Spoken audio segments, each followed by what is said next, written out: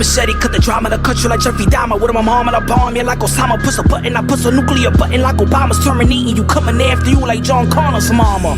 I'm a nigga with no fear. Who the fuck you tryna punk, nigga? Crazy nigga must be on liquor.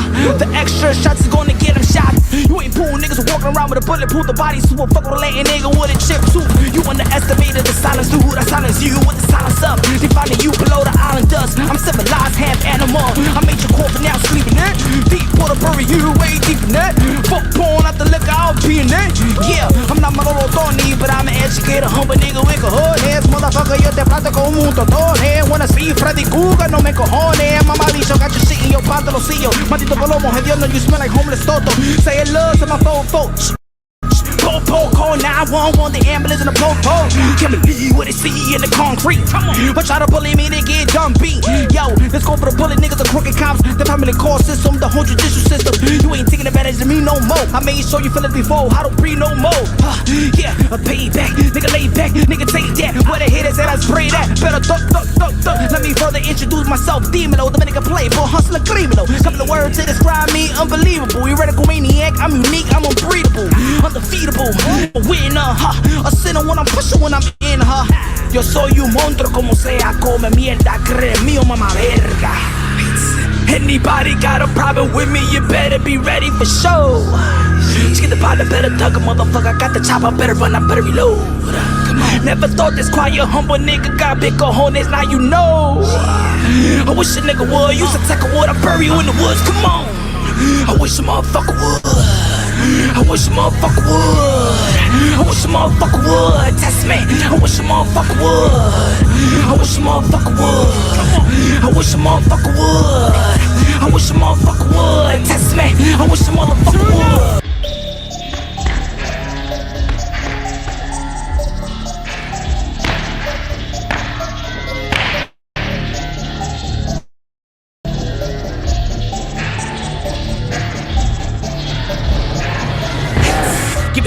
About to turn up, I'm a hurdle. A lyrical burner man, so I never heard of. Mr. Vabanti, the sex symbol, see your mom, sisters, and aunties. I'm good money, no virtues at the BIC. The nigga blood hustler, that my mother for making my mother boss. Look, they say I'm crazy, I'm the greatest. Look, I'm the truth, but I don't got the balls on that hat. Ball, that Bruce. Come on, sick of world on fruits. Bring goons, somebody goons. Nowadays, these bitches flying brooms. I'm the one running this world that's groomed, that married groom. But that's another topic, yeah. Let's talk about making legitimate profits. Motivating your pockets, I'm stacking Benjamins, making out with the ceiling. Niggas jumping out the building, me making money is certain people's feelings. Me making money is certain people's feelings. Me making money is certain people's feelings. I don't give a fuck about a beef or drinking make meals. I don't follow niggas. I'm interested in putting that beef on that bitch grill. I'm that nigga. Me making money is certain people's feelings. Me making money is certain people's feelings. Me making money is certain people's feelings. Me making money is certain people's feelings. Why? I don't know. Me making money is certain people's feelings. Why?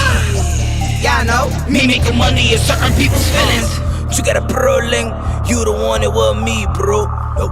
You got a problem, I shoot you easy like free throws. Palomo, I'm what you call a triple threat. Got talent, got looks, got bread. Still hungry cause I never got fed. I'm always gonna make money even when I'm dead. Mira mama grubby, you think on me enemigo. If you don't got haters, you don't got enough paper. Call me Florida, more you hate I made. You can pull or you won't, be a fool if you won't. I do to your face, I boo in your face. Tibulate and boo in your face, but God sakes, it needs more than the first aim. Band-aid, need reconstruction surgery. He tried to murder me. This motherfucker, he tried to murder me. I told you what I do, you keep on hating me. Told you what I do, you keep on hating me. Told you what I do, you keep on hating me. I wasn't in, I was rolling with the nigga. Mira maldito, mama guapa, yo te mato como quiera. Killing y'all haters would be easy. Today I declare slap a hater day. Me making money is certain people's feelings. Me making money is certain people's feelings. Me making money is certain people's feelings. Me making money is certain people's feelings. Why?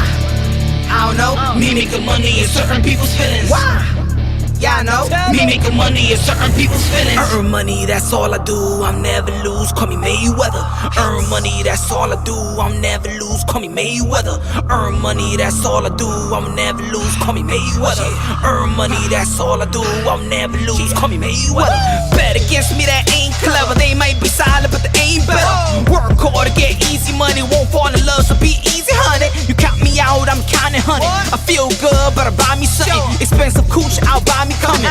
Kylie, she probably coming. If you open the lanes up, I'm probably ducking. Hit the back ball like Tim Duncan. Let me teach you things, call me Coach Pop. I'm sugar, yeah, it's all blood pop. Let's head to the crib so I can head in the co-op. You ain't ain't putting money in my pocket, no me joda. Whoa. No me joda. If you ain't putting money in my pocket, no me joda. Whoa. No me joda. If you ain't putting money in my pocket, no me joda. Me making money, yeah, we making money. Man, I'm hurting people's feelings, we making money. We making money, yeah, and I'm hurting people's feelings, we making money. We making money, yeah, we hurting people's feelings, we making money. Yeah, we making money, yeah, we hurting people's feelings, yeah.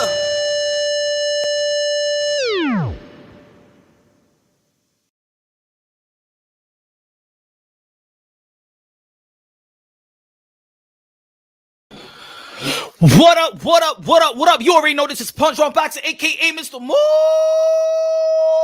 himself, aka El Adobo, aka El Sazón, aka El Maldito Borracho. Good morning, good afternoon, good evening, wherever you at this side of heaven. Ladies and gentlemen, y'all already know the most dangerous show in boxing. Punch Drunk Boxing, Mr. Moonshine. Let's go, let's go. Y'all see the title? Y'all read the title, see the thumbnail? Still, a lot of people talking about it. Still talking about the Errol Spence performance versus Ugas. Ugas, 3-belt holding 147, still undefeated. Dallas, Texas was lit. 40,000 people witness the ass whooping that Errol the True Spence gave Ugas El Cubano. Ladies and gentlemen, smash the like button, smash the like button. Let's go. Smash the like button. Y'all already know, man. Shout out to Erickson Lubin, man. Invited me that time to what I'm looking at right now. Invited me to the gym that time when he was working out in camp. Shout out to Kevin Cunningham. Said pun is by. Okay. Let me say shout out to the people right quick. Hey, yo, Eric Gomes in the building. Bomb squad. What's good? Mysterio. Just Blaze 1. Queen Jada in the building. What's good? Rick's TV. Van. Raw Rivers. What's good? 8 p.m. Australian time. What's good? Nah. Alex in the building. What's good, man? Turner in the building. What's good? Gonzalez in the building. What's good, man? What's good? Eating some cookies. Undefeated said punt is biased. Only the pussy. Ladies and gentlemen, people are still talking about the fight. People are talking about the upcoming fight. Before we get into it, let's go through the schedule right quick. We're going to be doing this every day in the live show, going through the schedule. You already know, man, boxing is lit. Boxing is in a perfect place, ladies and gentlemen. I think it's in a better place than when we saw Mayweather for Manny Pacquiao. We're in a better place because after that fight, we was like, man, what's going to happen now? Who's next? What's going to happen? The heavyweight division was in a coma. A lot of division, we don't know what's happening. But you know what? Boxing is a great place right now. The heavyweight division is alive and well. We got Tyson Fury going to be fighting Dillian White this Saturday out there in the UK. Going to be 90, almost 100 plus, 100,000 plus. 100,000 plus. Dave in the building was good. Tommy in the building was good. 100,000 plus to see Tyson Fury, who just defeated Deontay Wilder, one of the baddest men of the planet at the time. Deontay Wilder, you know what I'm saying? Hasn't been in the ring right back. We don't know if he's going to retire or not. We don't know if Tyson Fury... I don't want Deontay Wilder to retire after that ass whoop because it's going to be like, damn, Tyson Fury retire you? He just ain't whoop you. He retired you. So you got to come back stronger, Deontay Wilder. You got to come back stronger, but he made enough money. Tommy in the building. Samir in the building. Shout out to all the members. Let's go. What's good, Punch? What weekend of boxing at Hermano? It's only going to get better. Yes. It's only going to get better. Shout out to Samir. Hold on. There you go. Again, ladies and gentlemen, you want to be join and become a member to one of the most dangerous boxing show, where we break things down unbiasedly, logically, and objectively. There's no hate. We preserve the sport of boxing. We preserve the fighters. Yeah, we be critical sometimes. Yeah, we hold them accountable, but no, not to like drag a fighter down to the ground, to the dirt. Nah, we here to pick them up. Let's go to high octane. You ain't gonna meet nobody with delivery like your boy, Mr. Moonshine. High, low, D-Melo. If it's moonshine, it has to be gray, better than Foster Flakes. Let's go. Hi, lo, dímelo, mi hermano. ¿Cómo está todo? Tato, mi hermano. Let's go. Become a member of the family. Punch the like button. Punch it, slap it, ike it. You already know, man. Make love to it. Give the like button a hickey. Turn the like button around. Dookie, do the like button. Y'all already know. Suck the Vijiji juice out the like button, ladies and gentlemen. You already know, man. Huh? Foreplay with the like button. Tongue kiss the like button. Impregnate the like button. Give the like button twins. Shit. Treat the like button good, or the like button won't take your ass to child support. Shout out to all the boxing content creators that break it down unbossingly, logically, and objectively. Smash the like button, ladies and gentlemen. I'm not playing around with y'all, baby. Let's go. Let's get to work. Let's get to a trabajar, a cocinar. X-shape form in the building. What's good? Tell the like button you unfollow your ex. Tell them. Titan Burke in the building. What's good, man? Brandon Jackson in the building. What's good, man? 20, dímelo, mi hermano. What's good, my friends? Ladies and gentlemen, y'all already know, man. Let's go through the schedule right quick. Already, man, it's been lit. It's on fire. Like I said, just like 2 minutes ago, that boxing is in a great place right now. The heavyweight division is alive and well. You know what I'm saying? We got the 170-pound division. You know what I'm saying? They're going to be fighting for the unification bout between Beterbiev and Joe Smith Jr., ladies and gentlemen. In 100, and also we're going to have, I can't say Canelo Alvarez right now. So, you already know the 168-pound division is already owned. El King, El Rey of boxing, and the 168-pound division. Canelo Alvarez is going to be fighting in the Cinco de Mayo. Cinco de Mayo. You already know one of the best dates of boxing. Cinco de Mayo. Canelo Alvarez, the 4th division world champion, super middleweight, undisputed. The pound for pound number 1, libra por libra numero 1. Y'all already know Canelo Alvarez, a.k.a. King Nelo, a.k.a. Cash Kelo, a.k.a. Cartelo, a.k.a. Payday, a.k.a. Get the fuck out of here, man. Canelo Alvarez going to be facing Bivol. Yes, at 160 pounds. Seems like the 160-pound champions have abandoned the 160-pound division. The 160-pound champions have abandoned their status in that division.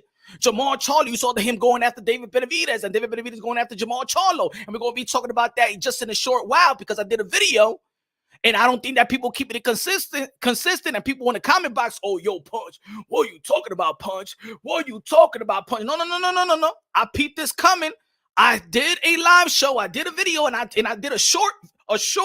And I said this was coming down the pipeline, that people's not going to keep it consistent in terms of Jamal Charlo when he was with Mike Tyson. And Mike Tyson was like, who you going to call out? I got to call you going to fight. Or you going to fight the Mexican Monster. Or you going to fight the Mexican Monster or what? You got to call him out. Come on, say it to the camera right there. Call the Mexican Monster. Tell him you pussy. You did it. You hear about Mike Tyson? Come on, Jamal. Call the Mexican Monster. Come on, Mike. You know I already called those dudes. Yeah, but call him right now. Call the Mexican Monster. You gotta call him. You gotta, you know what I'm saying, talk shit. They suck my dick, you pussy, and stuff like that. Call him, Jamal. Come on. Mike Tyson was lit.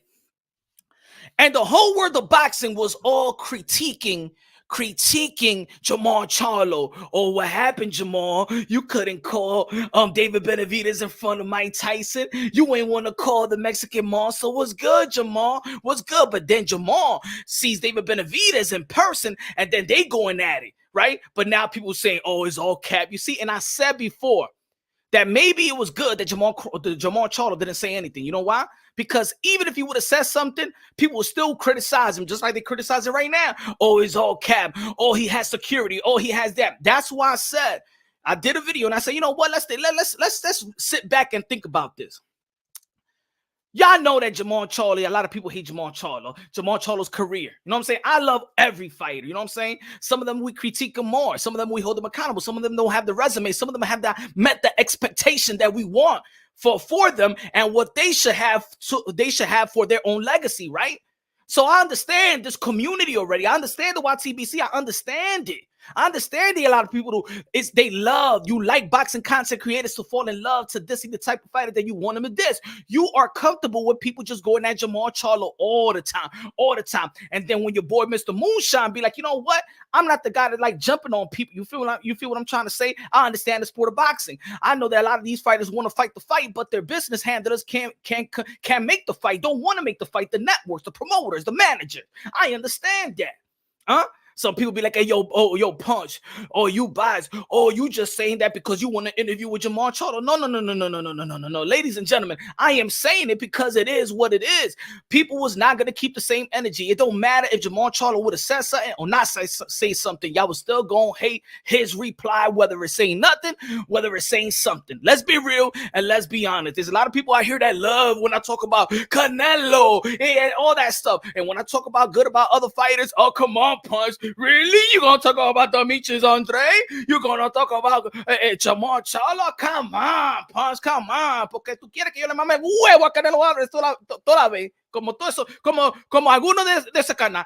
A ti te gusta que yo le mame el huevo a Canelo toda vez? No, así no. Así no. Everybody get their just due here. Everybody get respected. Everybody get the critique if the critique is warranted. Por la gente they be like, hey, yo, Punch is switching up. Switching up on what? Huh? What team you think I was on? I'm in Punch Drunk Boxing team. I'm in the team of righteousness. I'm in the team of breaking it down unbiasedly, logically, and objectively. Unbiasedly. Yo, there was one dude that comment and say, yo, Punch, you biased. Biased because I'm not going in on Jamal Charlo like you want them, like them other channels be going in. It's funny. Put it this way, they hustling you. I'm not here to hustle the people, ladies and gentlemen. I'm not here to hustle the people. I'm here to break it down unbiasedly, logically, and objectively. I'm a fan of Canelo. I'm a fan of Charlo. I'm a fan of Demetrius Andre. I'm a fan of Tio. I'm a fan of Gervonta Tank Davis. You know what I'm saying? I'm not that type of channel that, oh yeah, y'all feel comfortable, yeah, and pick on them, and pick on them, and pick on them. Nah. We here to preserve the sport of boxing. Let's go. Dame quítame los lentes también para que usted me vean de verdad. Aquí quítame los lentes. Lazo with the Dominican flag. That's what I'm talking about. Mira. Qué belleza la bandera de la República Dominicana. Let's go. Eso es lo que la gente quiere. A mamá huevo todo el día. El huevito de Canelo Álvarez. No, así no. Todos los días así no. It credit to everybody. Right? Ladies and gentlemen, what we have also. We're going to be talking about that more. We're going to be talking about the flip-flopping and shit like that. Smash the like button, ladies and gentlemen. Smash the like button. Vamos, ese por. Y el apoyo aquí. ¿A dónde que está? Y el apoyo, que yo me voy de aquí. Si no hay apoyo, I leave, ¿ok? Diablo. Anyway. Diablo, me tenía que beber un vaso de agua. Water. And so we got this weekend Tyson Fury versus Dillian White. We're going to be breaking it down again.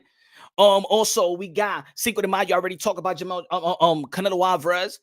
After that we got Jamel Charlo, the guy that, you know what I'm saying, the brother that people want his brother to be like his brother, but then people like to shame his brother so he could be like his brother. But then when it comes to the pound for pound list, people's like, yo, Punch. What do you mean that Jamel Charlo's at the pound for pound? So you want Jamal Charlo to do what Jamel Charlo was doing, but you don't give Jamel Charlo any credit. He's not on your pound for pound list. Let me know the critique, the hypocrisy, the contradiction.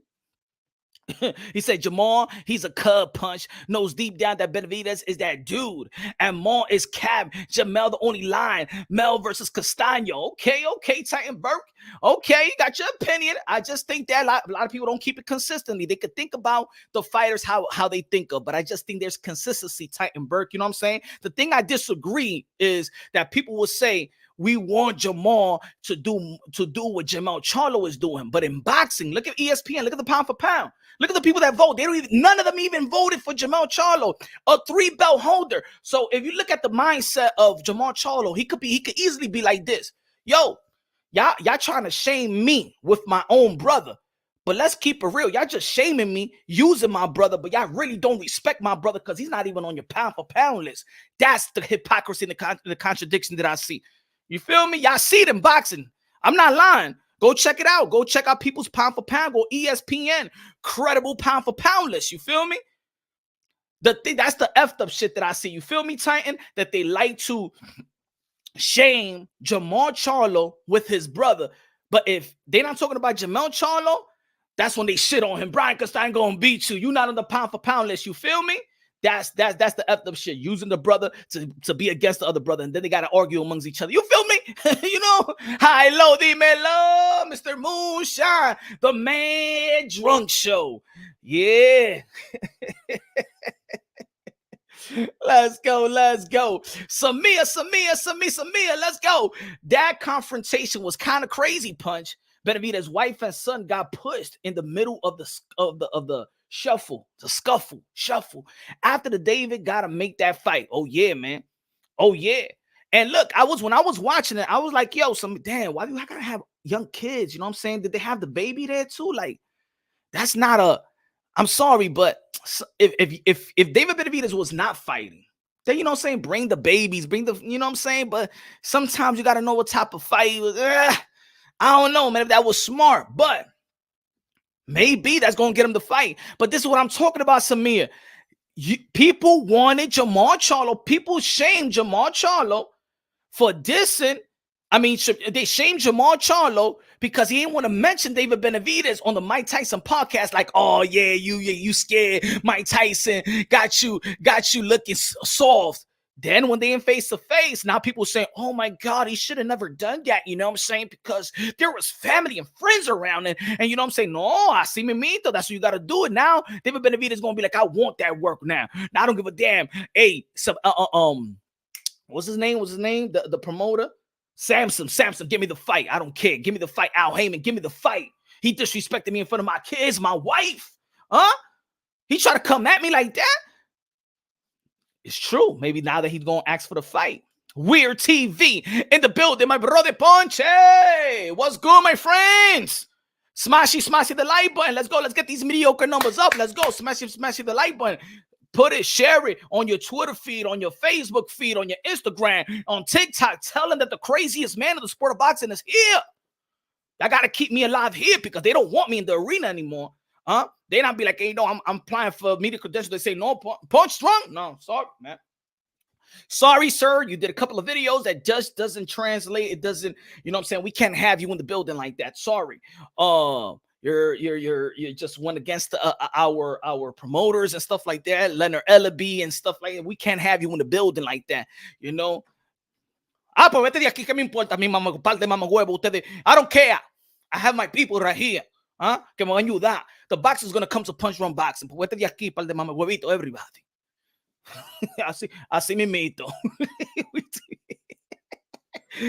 Weird TV. Danny Medina in the building. What's good, man? Question is Will Maul move up for the fight? Benavidez can't make 160. I think he would. Like I was about to say, I think that people are going, the champions in the 160 pound are abandoning their position. Triple G is going to leave to fight Canelo Alvarez. He's a unified champion. Demis Andre, the WBO champion, he left the middleweight division to fight for the interim WBO in 168 versus Zach Parker, May 21st out there in the UK. Frank Warren won the purse bid. Eddie Hearn abandoned Demis Andre. And then you got Jamal Charlo that's arguing with David Benavidez or trying to pick a fight with David Benavidez or Caleb Plant or Canelo Alvarez. You know what I'm saying? So these guys are abandoning one of the most historic, lucrative division in the sport of boxing, the middleweight division. They all champions, and they are not even paying attention to the middleweight division. So you know, man, it's unprolling here. That's good looking now, Samir. Good looking now. I guarantee you that Benavidez called him out and Charlo got in his feelings. We don't know yet, but let's just keep it. I just want people to at least keep it consistent, keep it honest. Let's be unbiased here. Everybody was getting on Jamal Charlo for not saying nothing.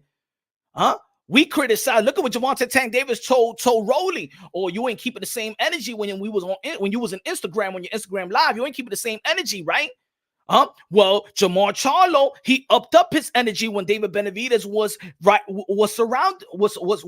in his face. So let's be real. We can't shit on Jamal Charlo when he ain't saying nothing, and then shit on Jamal Charlo when he's saying something. Then what do we really want for him to say? Why did people shame on him on with Mike Tyson because he ain't say nothing. So now he's saying something and people still mad. Come on.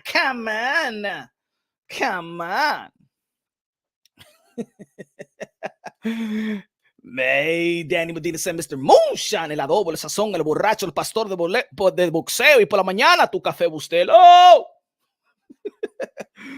Weird TV, I'm ready to go for the next week. Got some fire fights every week. Let's go. Buckle up. Weird TV in the building, baby. Weird TV in the building. So, yeah. So, we got Jamel Charlo versus Brian Castano for the 154 undisputed rematch. One of the fight of the year candidate of last year when it was out there in San Antonio. It was a great fight. I got my prediction. I already told the people I got my prediction. I do have Jamel Charlo beating Brian Castano in a rematch if he could sustain that momentum he had in the championship round, the 10, the 11, the 12 in the first fight, and bring that type of energy and bring that type of momentum and bring that type of output to the rematch. I think that Jamel Charlo will stop the Argentinian effective aggression.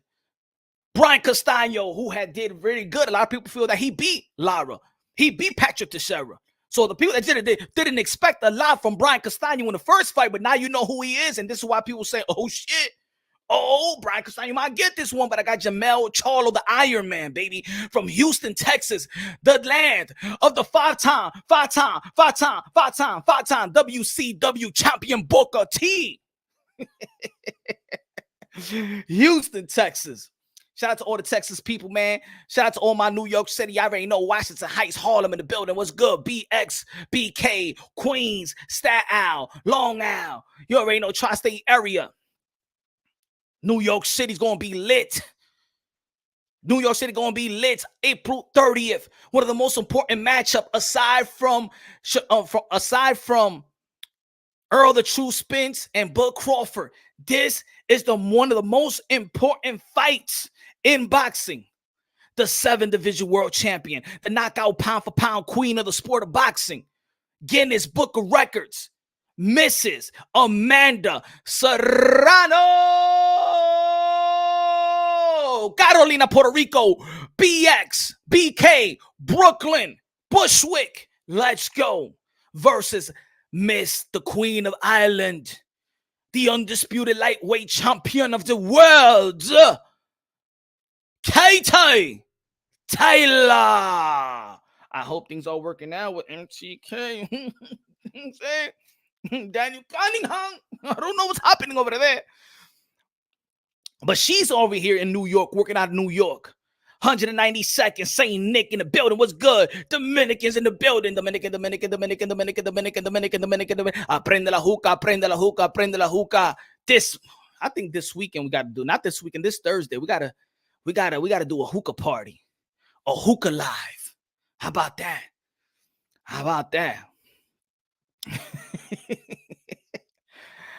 Atraje la mujer en cuera. Diablo, la mujer. Tú estás durmiendo, mujer. Easy Dom's in the building. Jada in the building. Kevin in the building. That's going to be an important matchup. You already know David Benavidez is going to be fighting David Lemieux as well. David Benavidez is going to be fighting David Lemieux to become the WBC interim, to become the mandatory to Canelo Alvarez on the WB side. Demetrius Andre going to be fighting Zach Parker to become the WBO mandatory. If Demetrius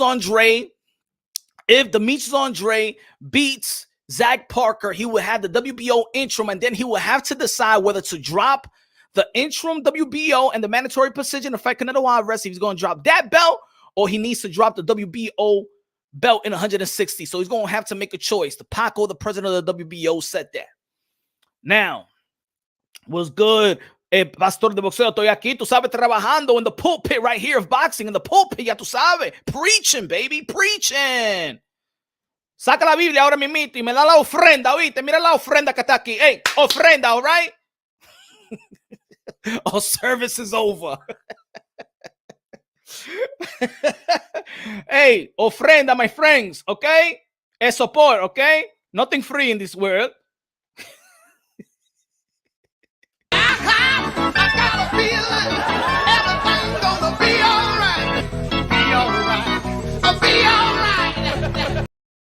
The Holy Ghost done told me everything's gonna be all right. Oh, the Holy Ghost done told me everything's gonna be all right. Woo! The Holy Ghost done told me everything's gonna be all right. Be all right, be all right, and be all right. The boxing gods is blessing us blessing us week after week after week after week. I know your chick is happy. Your chick is like, yo, you home every weekend. I'm loving boxing. Boxing is keeping you home every weekend, boo. Your girl be like, you going out this weekend? You be like, nah, baby, nah, I ain't going out, man. You know, I'm just going to chill in the house. You know what I'm saying? Just keep it, you know what I'm saying? Just chill in the house. Are you going next weekend? Nah, I'm going to be home every weekend. You know what I'm saying? I just want to spend some time, you know what I'm saying, in the house. You're going to be like, what? Like, you don't even want to go out anymore. Be like, yeah, I just want to stay in the weekend. Not knowing in your mind, be like, nah, I want to watch the fucking boxing fight. I'm not here for you, stupid. Yo, chick happy that you home in the weekend every weekend. Well, she thinking that you home because of her, and you be like, yeah. So you're not going out next weekend? Nah, baby. What you gonna do in the summer? What you gonna do in June and stuff? You gonna be going? Nah. Let me see. I got no need to do that. Devin Haney and Cambosa. Nah, I ain't going on the weekend, baby. Nah, I'm gonna stay home. Wow, you changed. I mean, that time when we argued and stuff like that, you told me you was gonna change, and I said I'm going to change. April 9th, I'm going. That's it. I told her by April I'm going to change. I'm going to stay home. She think it's because of her. Nah, it's because it's a boxing fight every damn weekend, bitch. I ain't staying home for you. She don't know that though.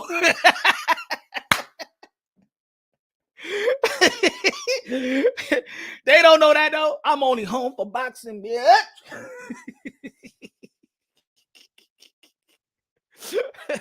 Separation anxiety was good. Taylor Bell. She think because I'm home because of you. Shit, I'm home because I gotta see the Ryan Garcia fight. I gotta see the Errol Spence and Ugas fight. You know what I'm saying? We put her to sleep. The fight, the main event starts at what, like 11:30? She's asleep. Next we got Tyson Fury. Maybe we'll go out. Maybe we'll go out in the nighttime because Tyson Fury and Dillian White is kind of early out here in America. You know? El borracho, saludo! Boxing talk, what's good, my brother? All right, let's get down a bit. Let's get down and talk about this subject, y'all. Because I think that we all have done it. I think we're all guilty of doing it and always doing it, right? Let's be real, let's be honest. I'm guilty of it. You guilty of it. Everybody is guilty of it. So, of course, again, shout out to all the modern day warriors, modern day gladiators that put themselves on the line for pure entertainment, doing a beautiful job. Love, they're special human beings, man. Whether you win or lose, you're special human beings, man. And prayers go out to you, Dennis Ugas. Hopefully his eye recover. You understand what I'm saying? Sometimes those type of injuries is like if it's career threatening. A lot of people was talking about the 6th round. And I believe that Errol Spence demolished Dennis Ugas. I'm talking about demolished. I'm talking about beating him from pillar to post. High octane, high volume, punches after punches, land after land. You know, man. Dennis Ugas was looking like Erickson Lubin at the end of the fight. They look like twins. A lot of people was talking about if Errol Spence is going to be back. What about the car accident? What about the eye? Nah. He fucked up the eye. He fucked up somebody's eye. Everybody talking about my eye. Now everybody going to talk about you, Dennis Ugas' eyes, motherfucker. ¿Qué está pasando? ESPN, nothing for you. Fuck you.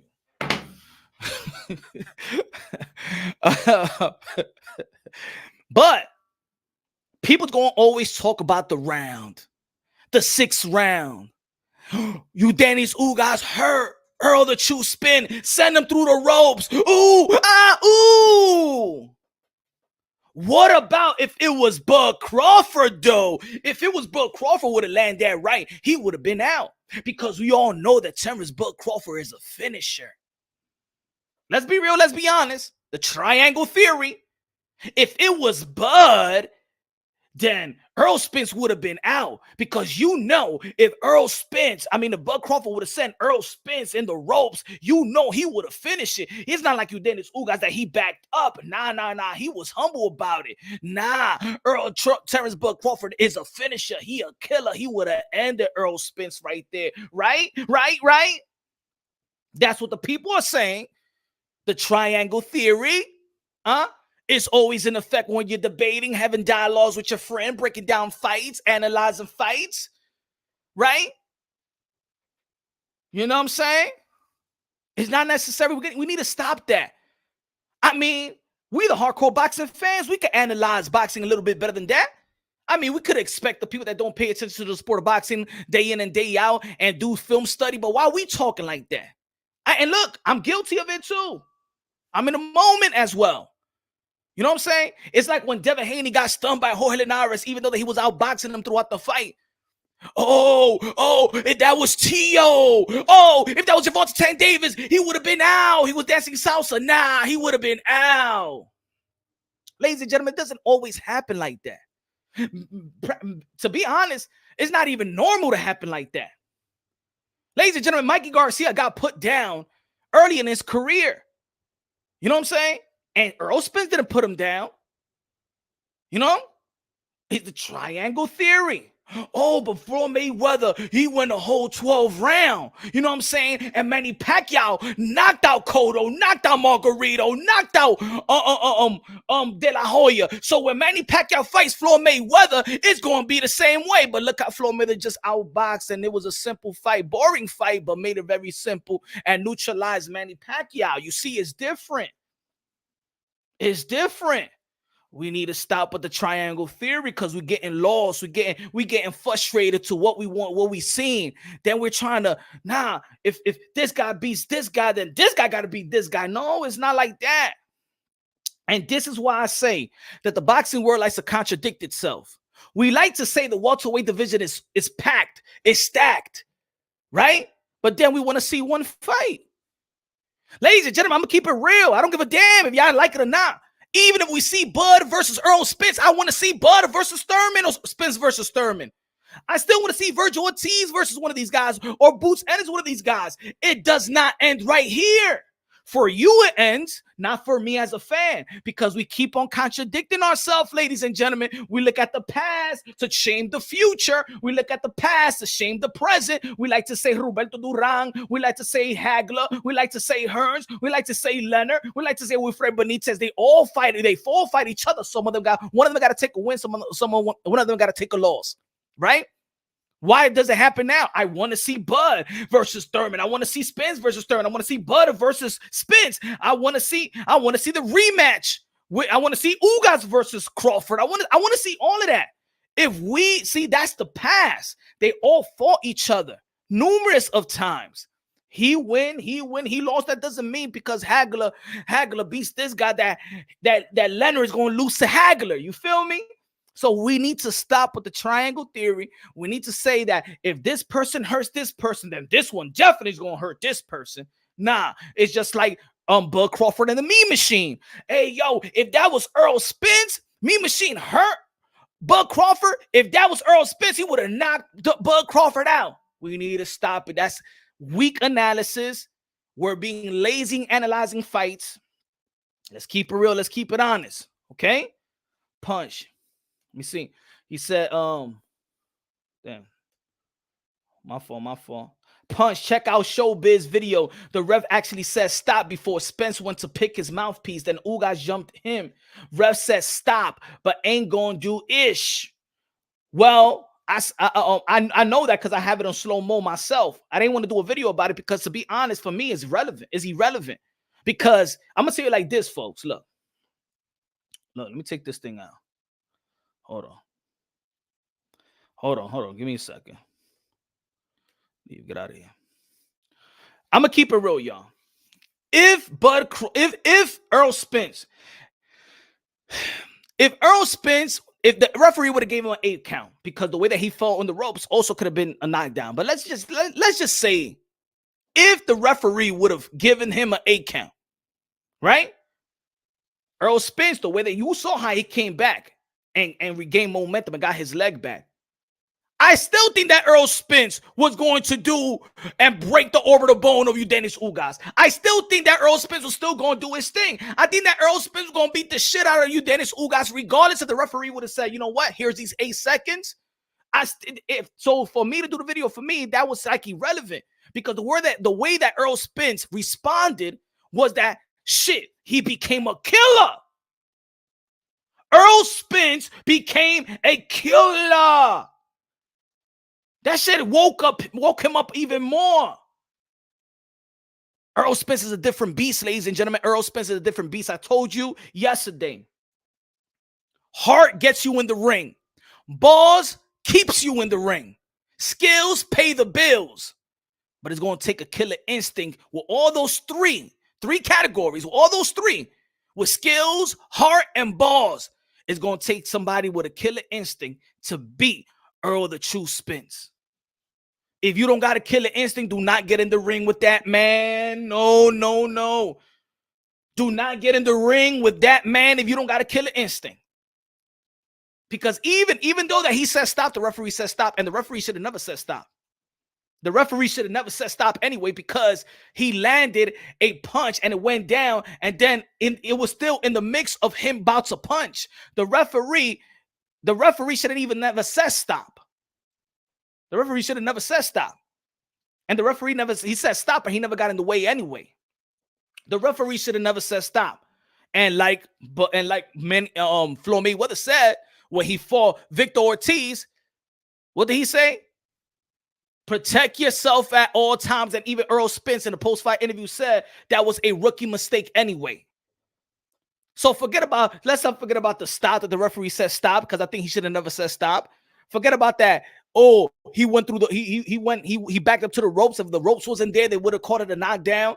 Forget about that, because that's all irrelevant. Errol Spence was in his game. Errol Spence was in it to kill. Errol Spence was going to win by any means necessary. Shout out to Malcolm X.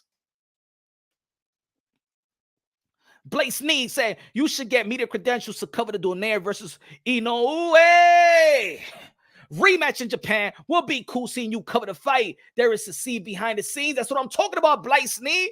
That's what I'm talking about. We in there. We in there, man. We're going to Japan right now. Japan, I'm here. Okay? And sometimes Japan, you see, they be like, shh, everybody sit down like if it's golf. Okay, no. Dale, puñeta, dale a ese tipo. Nonito, dale a Inoue. Haz lo que tú tienes que hacer, dale. For kill.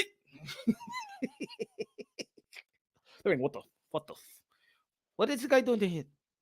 Sit down. Sit down. This is not America. Sit down. Sit down. This is not America.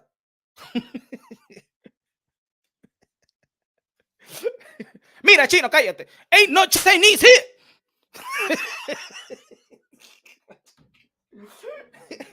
You know, Spanish people always think that everybody Chinese, everybody that's Asian is Chinese and shit like that. Sit down. This is not America. Sit down. Mira, que yo estoy pagando mi dinero. Hey, what happened? Hey, crazy? Are you chara? Sit down. This is not America. Mira, Chino, que ain't no Chinese.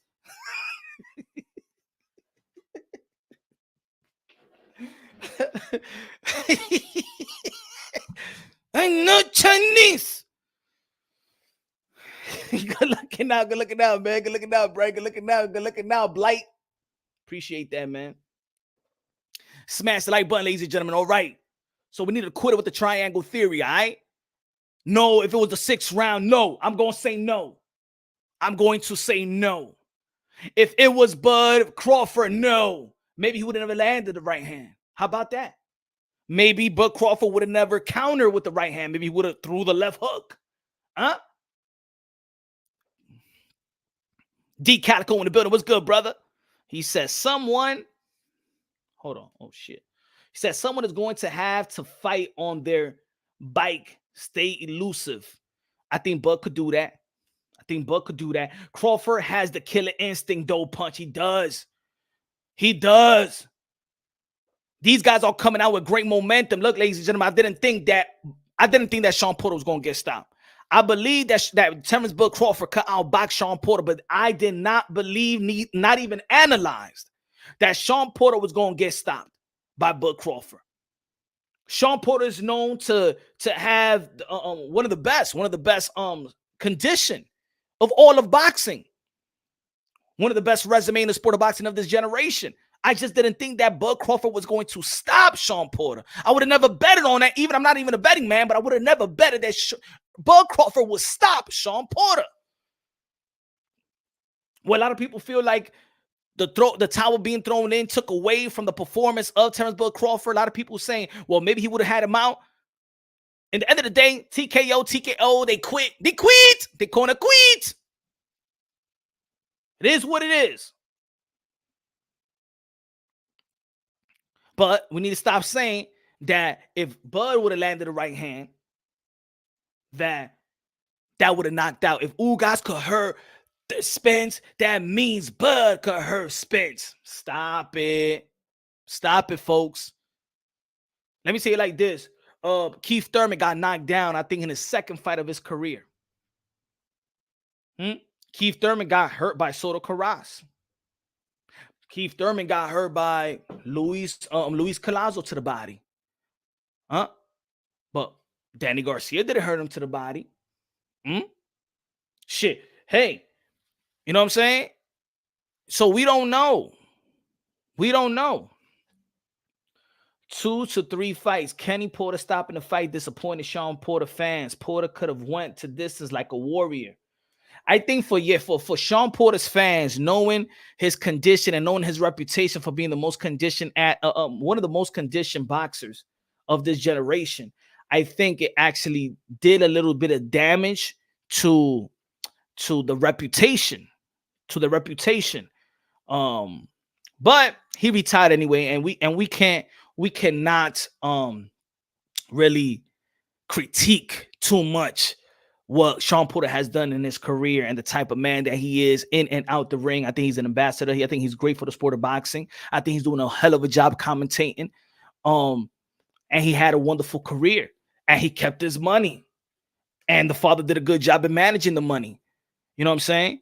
And they stood together. One of the best combinations, father and son. We hear a lot of problems with father and son. Derrick James says something about that relationship. And I really want to ask Kenny Porter about what he think about Derrick James' comments on his son, saying that the reason why he threw the towel is because that was a power struggle. That was a power struggle. Well, what y'all feel about what Derrick James said about Kenny Porter? That he had problem with his son, that he only stopped the fight to prove to his son that he has the power.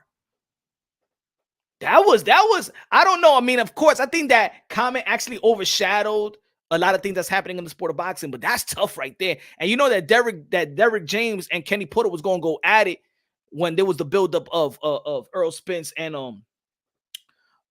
Sean Porter. They was going to go at it. They had to be broken apart. Ramos said, you agree with Derrick James? What y'all feel about that? What y'all feel about Derrick James' comment saying that Kenny Porter wanted to have the power? That was a power struggle with him and his son, and he wanted to tell his son that he's the guy with the power, and that's why he stopped the fight. It was an ego thing. What y'all feel about his comment? Slick Rick said, I agree. Talk about how dirty Porter was. Oh shit. I can't follow Derrick James. He said he doesn't watch boxing. Okay. All right. Slick Rick said he agrees. Spence was never hurt. See, nah. He was hurt. Gator Flash, he was hurt. The only thing about Errol Spence is the way some fighters get hurt and they know how to hold that poker face. Some fighters get hurt, they shell. Some fighters get hurt, they take a knee. Some fighters get hurt, they get knocked out. Some fighters get hurt, they get stopped. Some fighters get hurt and their way is to keep on throwing punches. You know what I'm saying? So we seen when Emmanuel Lardy hurt Earl the True Spitz. He responded the same way. He kept on throwing punches. He didn't back up. One thing about Errol Spence, that he does not back up. The only time that he backs up, that's when he does. That's why I said if Ugas could back him up, but you got to throw some combinations also. If you could back him up, then yes, on his heel, Errol Spence is not that effective. Because I've seen it in the set when I'm doing film study with Errol Spence, I've seen it versus Kell Brook when Kell Brook was actually pushing him back. Errol Spence was not effective at all. You know what I'm saying? When you're throwing some combination, when you're throwing through the 2 to 3 punch combination, Errol Spence, he has the high guard, so he shell and he moves back. You understand what I'm trying to say? When round 7 with Danny Swift Garcia, when Danny Garcia would actually throw, I think that was only the best round for Danny Garcia when he threw in combination and then he was going to the body. I'm gonna say it like this. He was getting hurt to the body as well, Errol Spence. Don't get it twisted. But Errol Spence is a dog. So his hurt, he's not going to respond. He ain't going to respond like Thurman. Thurman runs. You know what I'm saying? That's my guy. Thurman runs. You feel me? Help! Help me, please! Help me, please! But motherfucker escape, bro. He escapes. He got the footwork to escape.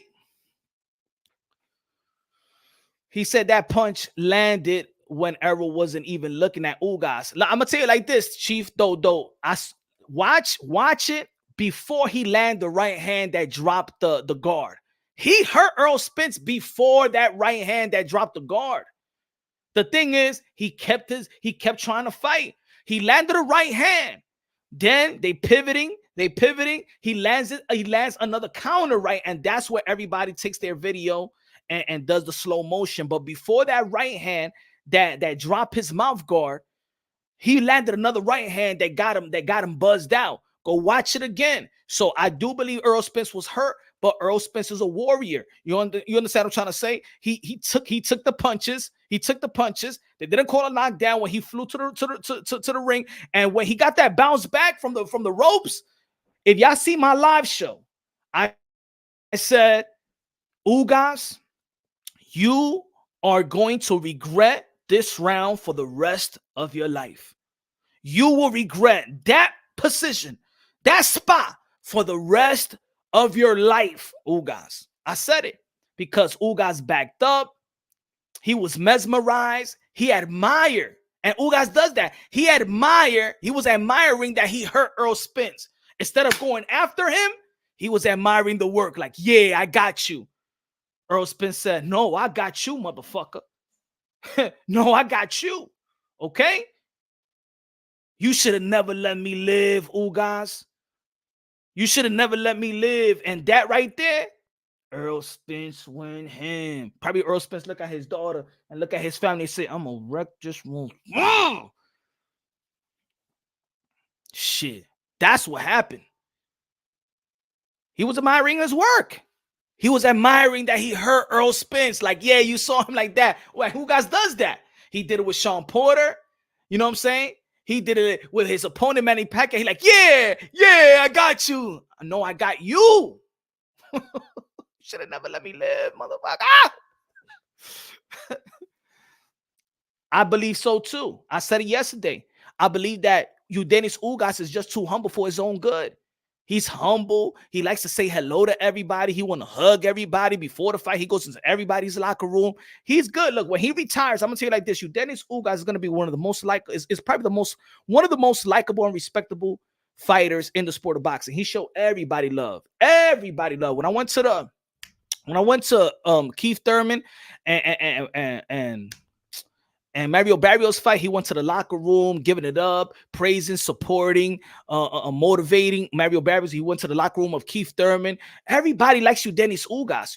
Dennis Ugas is very, very likable. You know what I'm saying? Because he respects. But in this line of work, you're supposed to respect out the ring and be a savage in the ring.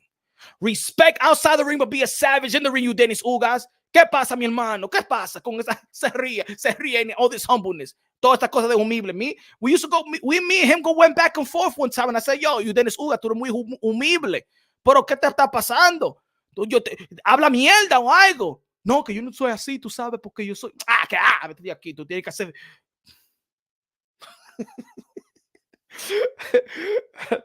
Let's go, let's go, let's go. Beyond the ring with Nonito and Raquel. The champion, June 7th, Tokyo, Japan. The Filipino Flash, the 4-division world champion, the walking Hall of Famer. Going to get 2 straps, 3-belt unification bout with the monster. Naoya Inoue. Then it's going to be a wonderful fight, man. But the boxing gods is blessing us. The boxing gods is blessing. I got a feeling everything's gonna be all right. Be all right. When you told boxing was dying, the boxing god said no. When the heavyweight was in a coma, the boxing god said, we're gonna wake you up. When you thought we not gonna get Errol Spence and Bud, the boxing god said, you're gonna get it this year. I gotta get my pianist, man. Shit. Man, if you don't think that boxing is in a great place, You's a liar. if you think that Dennis Ugas, if it was Dennis Ugas and it was 7 Crawford that landed the right hand, you thought that 10 Crawford was gonna knock out Earl the True Spence? You's a liar.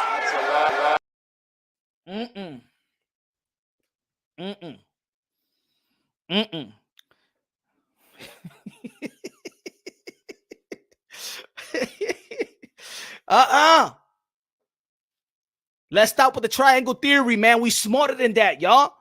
We could break boxing down better than that, y'all, including myself.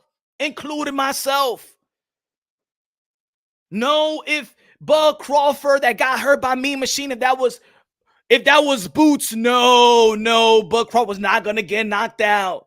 If that was Virgil Ortiz, no. If that was Errol Spence, no. The beauty about boxing and fights that is we never know what's going to happen. Boxing has so much of space between fights and your favorite fighter fighting their fight that we predict too much. We have so much days and room to predict. We have too many days to have opinions. We could be look. I'm gonna give you an example. Look, we're talking about Bud Crawford and Earl Spence for how many years we've been talking about that fight. Motherfucker, we be yo. I'm gonna tell you how crazy we are because we be acting like I said 1,000 times. I'd be like, hey, yo, we always want these fighters to be humble, but we never look ourselves in the mirror and be like, hey, yo, we ain't no humble boxing fans. We be talking about the negotiations of fighters, and they not even in negotiations. Yo, people be arguing, bro. We be arguing for hours, for months, weeks, years. Nah, he got to take the 60-40. Nah, he got to take the 70-30. Not because, you know what I'm saying, with the pay-per-view back in and stuff like that. And then he take this percentage, and then he take... We don't even know what's in the 60.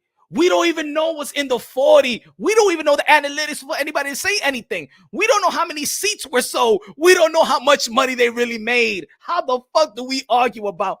Nah, he got to take the... Nah. So, you know what I'm saying? So, Bud Crawford, I'm telling you right now, he got to take that 40.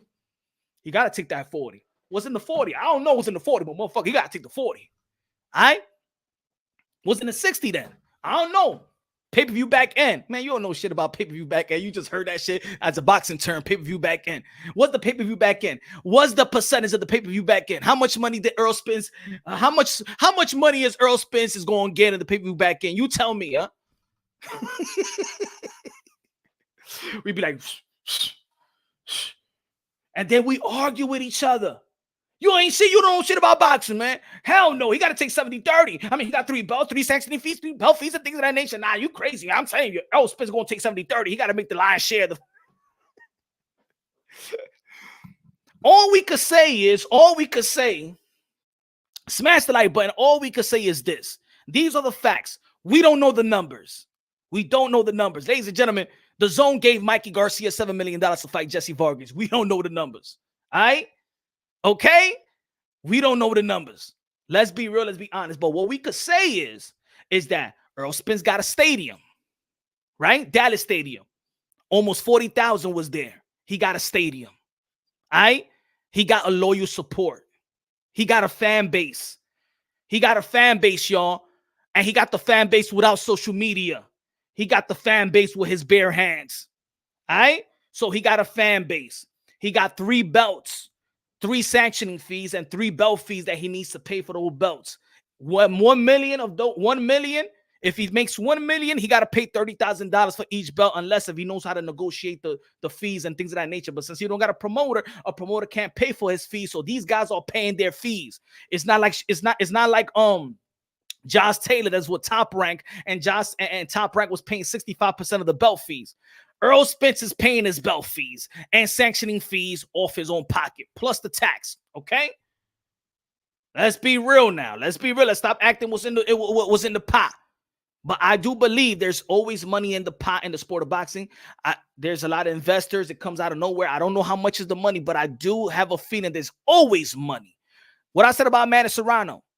I said that she's a 7-figure fighter. People thought, well, no, she ain't never made more than $75,000. How the hell she gonna give $1 million? I said, because there's money in the pot, and I know there's money in the pot. This is boxing, huh? Not even Don King has gone bankrupt. Not even Bob Arum has gone bankrupt. Has Oscar De La Hoya gone bankrupt? Has Eddie Hearn gone bankrupt? None of these motherfuckers, they making money. There's money. They ain't using their money. They using the network's money with endorsements, with sponsors, and a bunch of, you know what I'm saying, it's against the playground. So boxing is a good place to clean your money. Hey, yo, my drug dealers in the hood, you know what I'm saying, trying to make some money and wash your money in boxing. We right here, man. We wash it up. You know what I'm saying? I said this also yesterday, and I don't know if how many people been saying I have said it, but I'm gonna say it like this. We all know that Bob Arum is not gonna be here for a long time. Bob Arum, Bobby Arum, aka Dinosaur, aka Jurassic Park, aka got 5 more years to live. He's smoking that good shit that give him longevity. But we know that he ain't gonna be here for a long time. Todd the Weather gonna be taking over, right? But you know who else might not be here for a pretty long time? Al Heyman, a.k.a. Al Hamon. Al Hamon is not going to be here for a pretty long time. Guess who's going to be the new Al Heyman in the sport of boxing? I mean, y'all could disagree or agree with me, but I'm going to tell you like this. The new Al Heyman, when Al Heyman steps down, the new Al Heyman will be Steven Espinoza. He will be the new Al Heyman of boxing. Whoa, punch. No wonder they don't let you in the fucking media. Then they don't give you no media credential. They don't let you in the building. How you gonna say that shit? Nah. It's not gonna be Eddie Hearn. Eddie Hearn is a traditional promoter. Steven Espinoza will be the new Al Heyman. There's a new wave, and I've been saying it for a long time. There's a new wave coming, and I'm happy about it. The new wave is that these gentlemen, these modern day warriors, modern day gladiators, are going to sign straight with the network. Assumption is that while Al Heyman is very powerful, it's because he has the relationship with the networks. People got to remember that Steven Espinoza is a lawyer and has a promotional background. They just signed Bruce Ennis, one of the prestige promoters in the sport of boxing. One of the prestige welterweights. One of the phenom of the welterweight division. Bruce Ennis signed a multiple fight deal straight with the network. Brandon Lee, straight with the network. Gervonta Tank Davis was signed straight with the networks. PBC fighters are signing to Al Heyman, but they're going to sign straight with the networks. They already cut off the middleman in terms of promotion, a promoter, and they're going to cut off their managers. They're going to have their own management. They're going to deal straight with the networks, and I'm happy about that.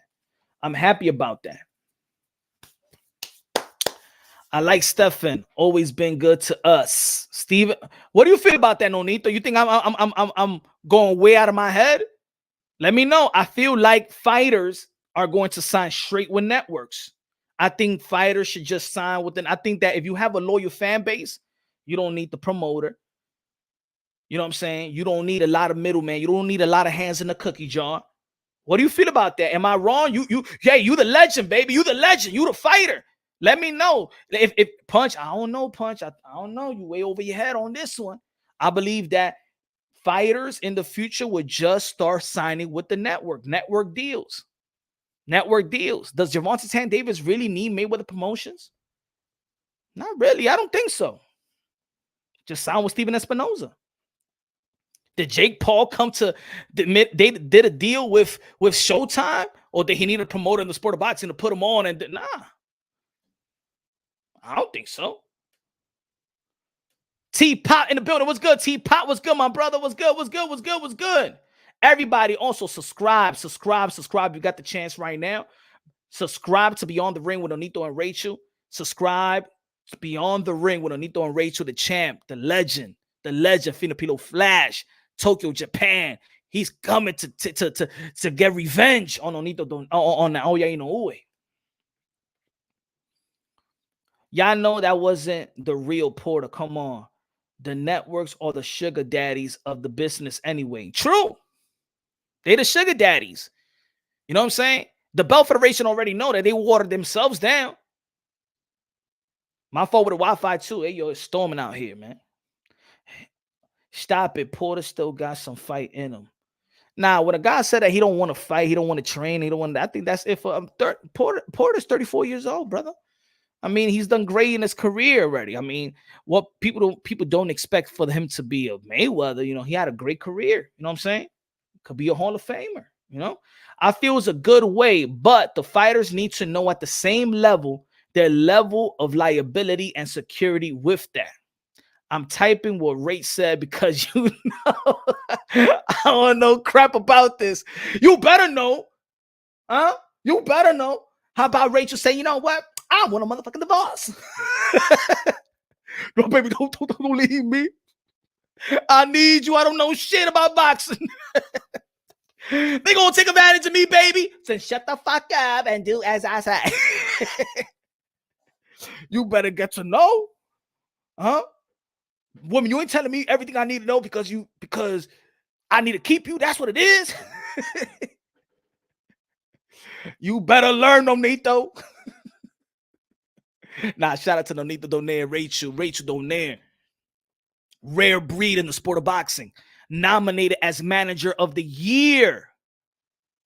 I don't remember the last woman that's been nominated. Are you the first woman to ever be nominated as Manager of the Year in boxing? Bravo. That's right there's an accomplishment in itself. And if you beat Naoya Inoue, and I know they got you as the underdog, shh, and she a trainer too, she's doing multiple work. He said, I need to go to law school because I don't want to marry Kim K. You know? But I understand the promotional company is the security. I understand that. But that's what I'm talking about. Not everybody going to be signing to a network. It's not going to happen fast like that.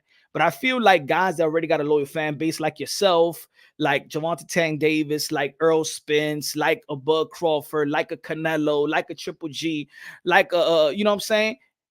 Y'all don't need a promotional company at one point. So y'all could just sign to the and look, Boost Ennis has been ringing bells. He only got Cameron Duncan, but he really didn't need that, you know what I'm saying, the power promoter. He worked up the ranks, you know what I'm saying, with Cameron Duncan. So I think that that's why we see what we see. So let's talk a little more again about this triangle theory that we need to stop doing in the sport of boxing. You know what I'm saying? Everybody is different in the sport of boxing. That's what makes boxing very, very good. It's a buffet. You can't compare everybody to everybody. As much as we want to do it, everybody is different. You can't compare Mike Tyson with Muhammad Ali. You can't compare Nonito Donaire to Manny Pacquiao. Just because they're Philippines, they ain't gonna fight the same. They want to do that. You know what I'm saying? You can't compare Sugar Ray Leonard to Errol Spence. You can't compare Cotto to Trinidad. You can't compare fight. Everybody got their specialty. Yes, we call this the sweet science, but everybody is bringing their own elements. They're bringing their own science to the forefront in the sport of boxing. That's the beauty of it. That's the beauty of it. That's what the beauty of it. That's why we always say that styles make fights. For example, does Tyson Fury need to fight? Should Tyson Fury approach the fight with Dillian White the way that he did Deontay Wilder? Do you think that Tyson Fury is going to just mule Dillian White? Do you think he's just going to push him around like he did Deontay Wilder? No. Not Dillian White. See, Dillian White is bigger. Dillian White is massive. You understand what I'm trying to say? He just ain't going to push Dillian White, and Dillian White goes to the body, in which Deontay Wilder, he needs range. He needs that space. He needs that space to connect the 1-2. So Tyson Fury is not going to go into this fight trying to bully Dillian White. He's not going to be able to bully Dillian White. The good thing about Tyson Fury is that he got different type of styles and where he could win a fight. He could adjust. He's smart in the ring. You know what I'm saying? So we can't say, oh, if this person does this to this person, then this person could do it. Nah, we got to stop that. We need to stop that. Just because Errol Spence did what he did to Ugas, that doesn't mean he's going to do that to Bud Crawford. You understand? Just because he got hurt by Ugas, and we think that Terence Bud Crawford is stronger than Ugas, that doesn't mean that Bud Crawford is going to hurt Errol Spence. That doesn't mean that.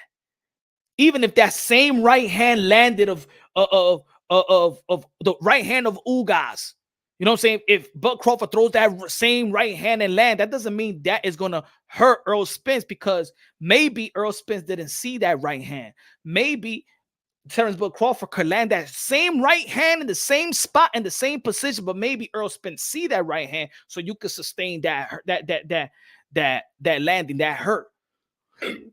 Excuse me. Styles make fights. Every situation is different. But again, I think that if they go to negotiations, which I believe their business handler is going to do, yes, I do believe that Errol Spence got all the bargaining chips. I do believe that. Smash the like button, ladies and gentlemen, man. Thank you for everybody that's tuning in right now. I do believe that Errol Spence got all the bargaining chips. I think that Errol Spence is very vocal about it. Terence Crawford is very vocal about it. They have talked to each other on the phone, so probably they doing that what Manny Pacquiao and Mayweather did. Like, yo, let's go to just meet me here in Miami. Meet me in the hotel. Let's talk to Al Heyman ourselves, man, and tell Bob Arum to stay back to make that fight happen.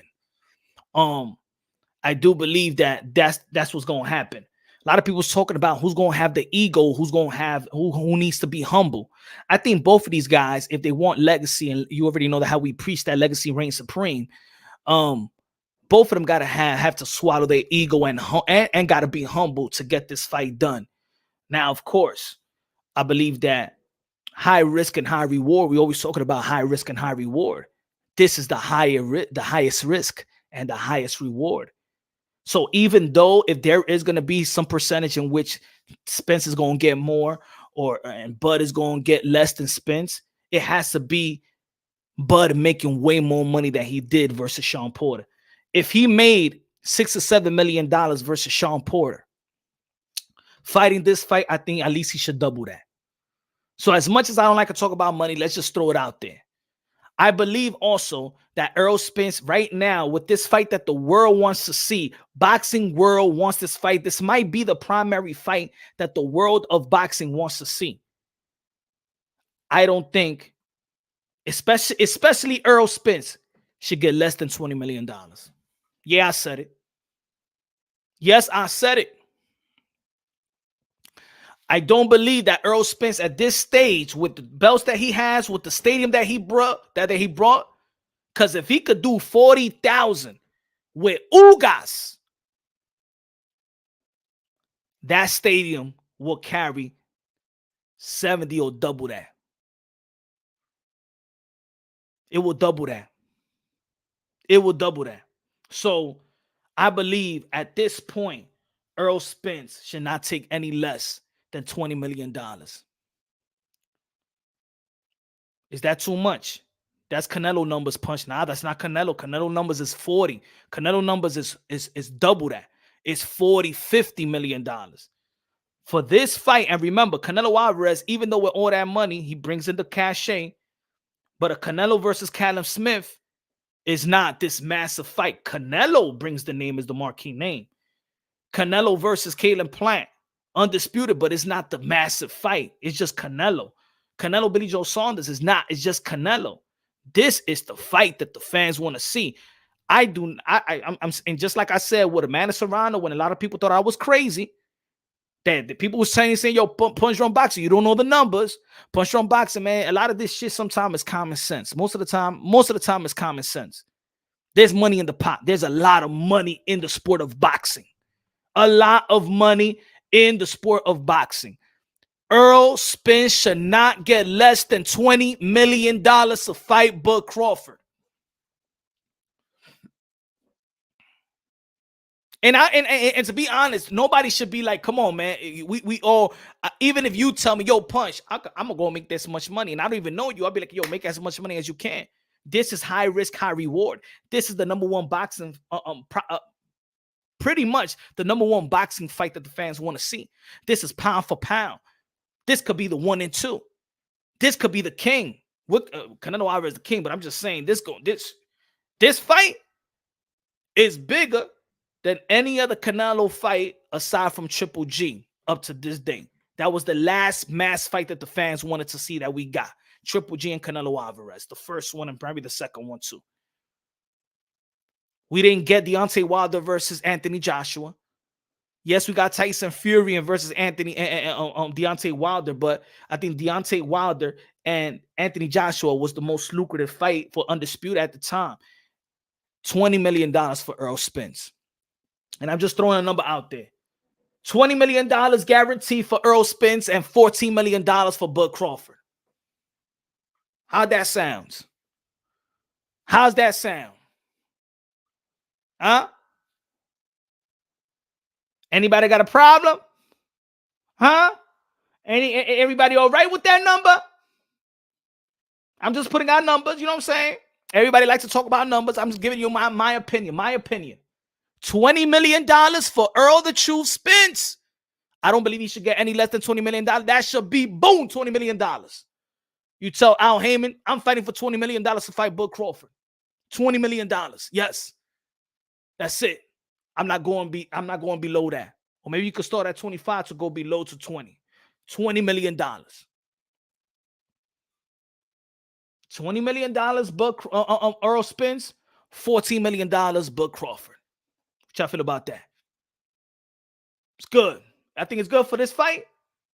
That's a legacy fight. 100 mil. Derek said that's a legacy fight. 100 mil. God damn. Como me asustó ese tipo. William said more. Hey, I'm good for more. I'm good for more. But what I'm saying is, okay, Bud Crawford got what? $6 to $7 million to fight Sean Porter. Sean Porter got $4 to $5 million. And Porter didn't have no belt coming in. He didn't have a pay-per-view.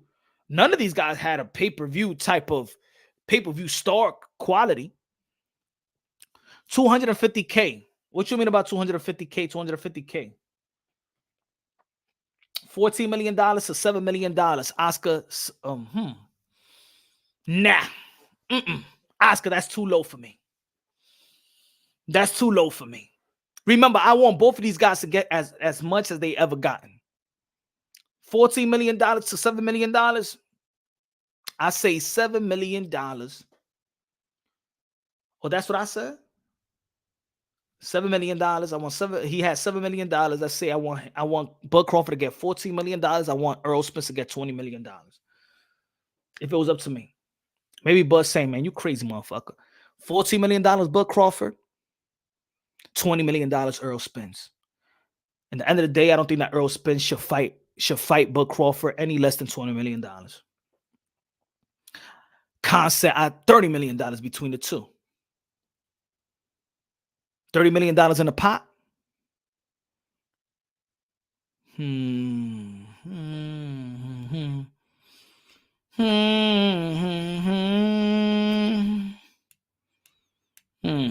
1911. I don't know, man.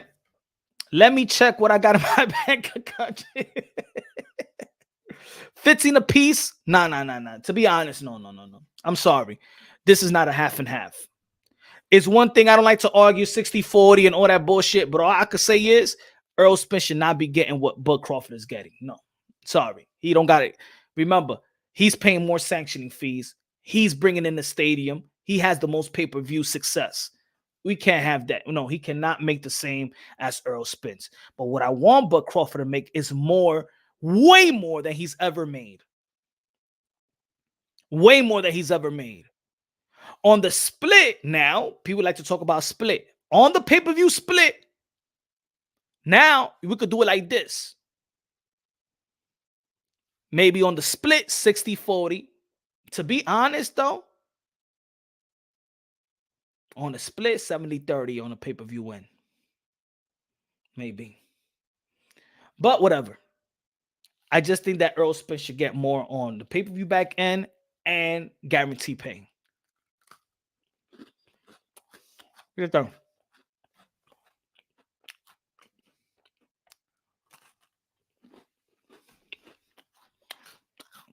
Excuse me, I just need to eat this cookie.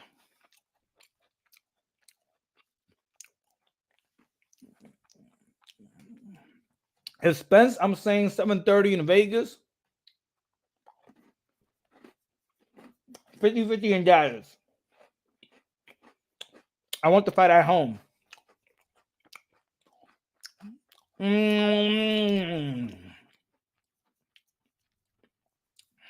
Look, I think this fight is so good that even if they fight in Dallas, Arlington, whatever you want to call it, I think it's still good.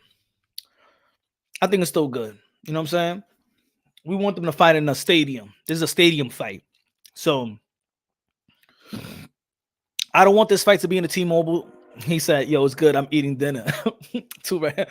I don't think this fight should be in the T-Mobile. I don't think this fight should be in the MGM Grand. I don't think that this fight, I mean, if it was Madison Square Garden, it's the Mecca, but I want this fight to be in a stadium. I want this fight to be either in Arlington, you know, AT&T Arena, or Raider Stadium. You know what I'm saying? For me, I think it has to. It just has to be. It has to be in the stadium. There's a stadium fight. This is the stadium fight. I feel like everybody's gonna promote it. I feel like every sport entity is gonna promote this fight. I think it's wonderful that Jerry Jones was behind this fight, and I think that if you take it out on Vegas, even though this fight sells itself, let's maximize the dollars for these fighters because this is the fight that we want to see. So let the fighters maximize the dollars. Everybody's gonna get paid. Every hand in the cookie jar is gonna get paid. It's time that, or maybe I could say this. Maybe I'll say this. Both of these fighters probably shouldn't get less than 20 million. But for real, in my opinion, Errol Spence should not fight less than $20 million. No. If I was his manager, even though, you know what I'm saying, you think you're better than Al, I'll tell Errol Spence, say no. You're not fighting less than $20 million. That's it. I don't care. Because at the end of the day, also, Errol Spence, whether people like it or not, and I've been saying this, whether people like it or not, he could be like, hey, yo, bud, I want to fight you. We want to fight. We want to make the most dollars out of this. I'm not accepting less than $20 million. Come on, Earl. Come on, man. Let's do it for legacy. Nah. I got legacy, baby. I got legacy. Matter of fact, I got a big fight that even if I fight him, I probably can make just as much money with him than with you. Because I know he is going to promote the shit out of this fight. I can make $10 to $15 million fighting Keith Thurman. I can make money fighting him. I'm not going to lose out. So right now, you got to accept it. I'm not making less than $20 million. I want you to make as much as you ever going to make. But me, I'm telling you, this is the fight. This is the fight. So I have to maximize everything. These guys have to maximize everything. Porter was tagging Spence, and that's Crawford doing the same. I don't know, man. Earl was a heavy-handed. Yeah, but we talking about that passion for beauty. We talking about the triangle theory that just because somebody landed a shot that this person that got more power is going to land that shot, that's going to hurt him. It doesn't work like that all the time. What y'all think? What y'all feel? Larry Lopez said, why Canelo Alvarez is ducking these fighters? Nah, I ain't ducking no fighters. Come on, man. Yo, I feel like right now, man, how boxing is right now, nobody should even be frustrated. I think the only frustration right now in the sport of boxing, for me as a fan, the only frustration in the sport of boxing that I might have is Gervonta Tan Davis. Hopefully he leaves Mayweather Promotions. Jamar Charlo and Demetrius Andre trying to get legacy fights. That's the only thing that really, if I have any negative things about the sport of boxing, it's just that. That's it. But boxing is great. Boxing is great. All these divisions is hot. The women is out there doing their thing. Shout out to Alicia Baumgartner. Shout out to Amanda Serrano, Katie Taylor. Shout out to Clarissa Shields. We want to see that in Savannah Marshall. Yo, we got even mega fights for the ladies. It's so good that Amanda Serrano and Clarissa Shields don't have to leave boxing to get money in the MMA. It's so good. Because at one point, Amanda Serrano, Clarissa Shields, our top women fighters, just so they could get respected, money-wise, need to leave boxing and fight in the MMA. But they're here and they're gonna make these fights happen. Boxing is good. Shout out to Reese. Shout out to Macaulay Mayer, Baumgartner, Estrada, Tina, Christina Cruz. Shout out Christina Cruz, Hell's Kitchen in the building. Homegirl doing her thing.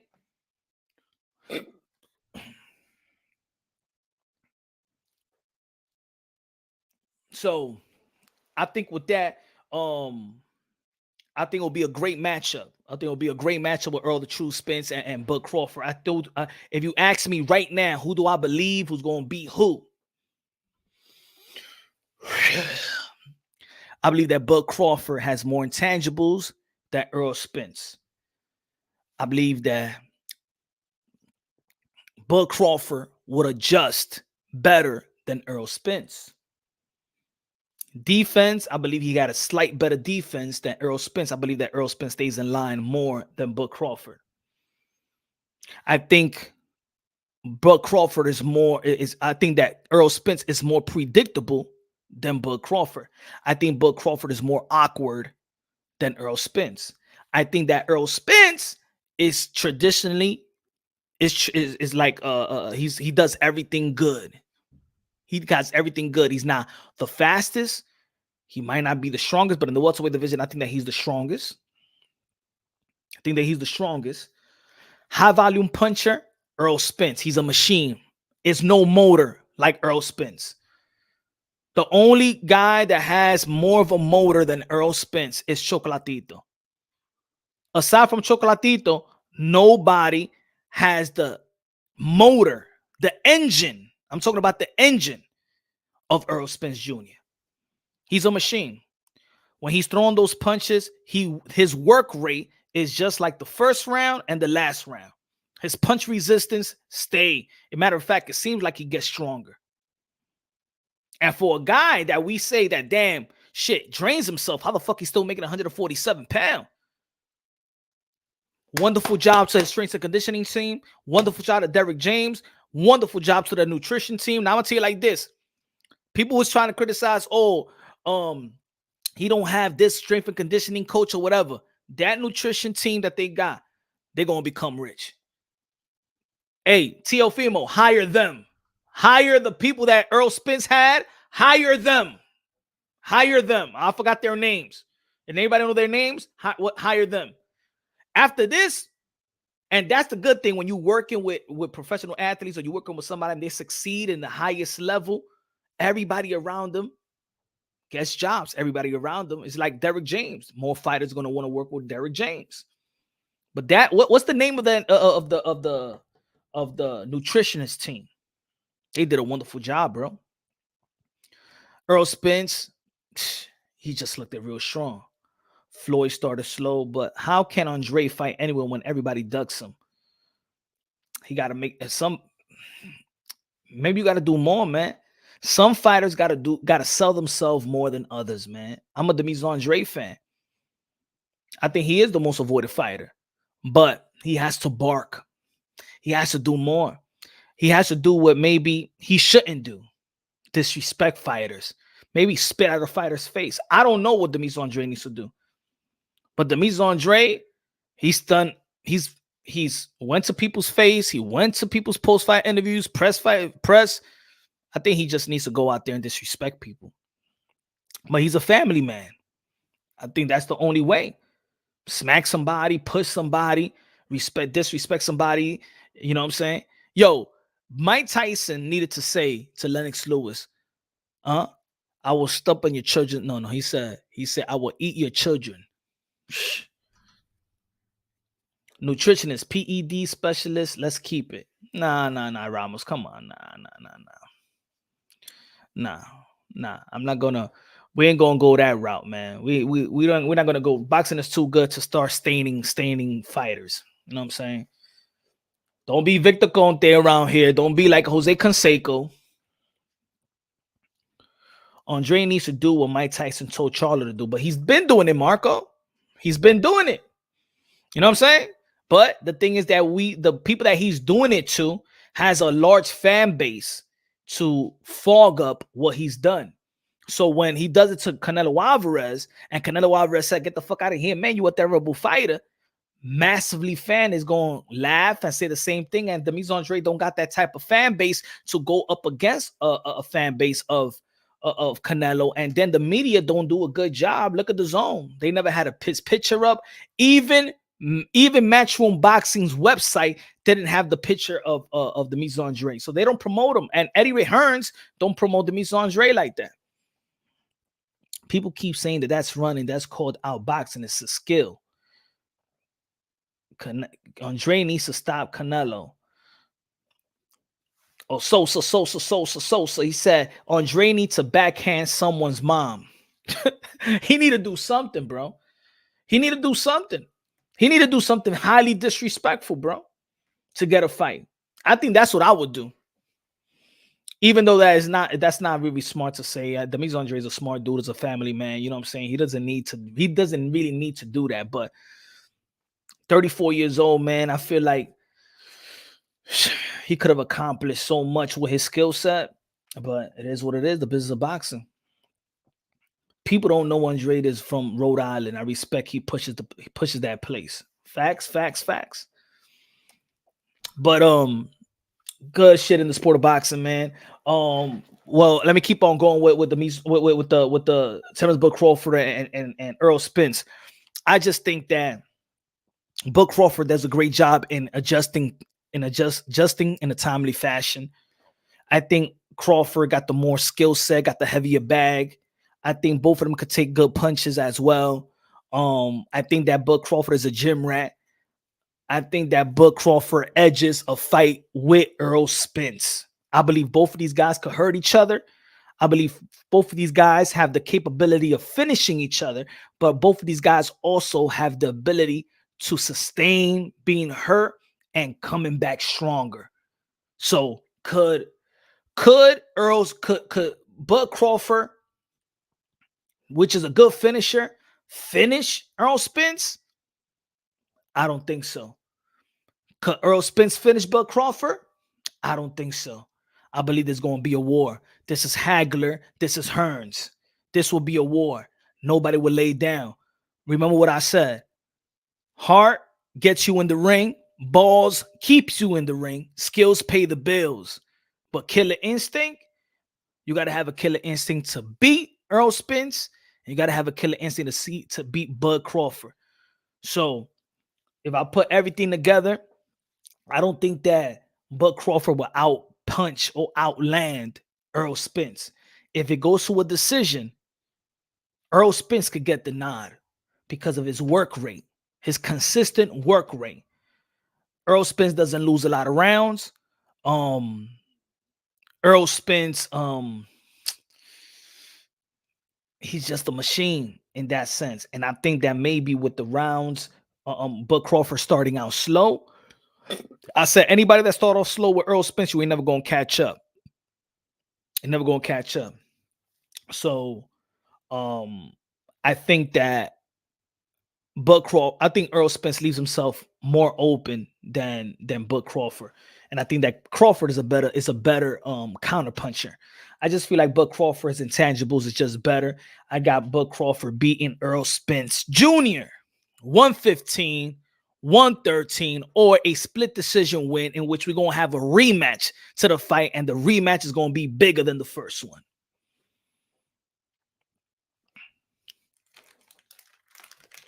Bud would get a late stoppage. I don't know, man.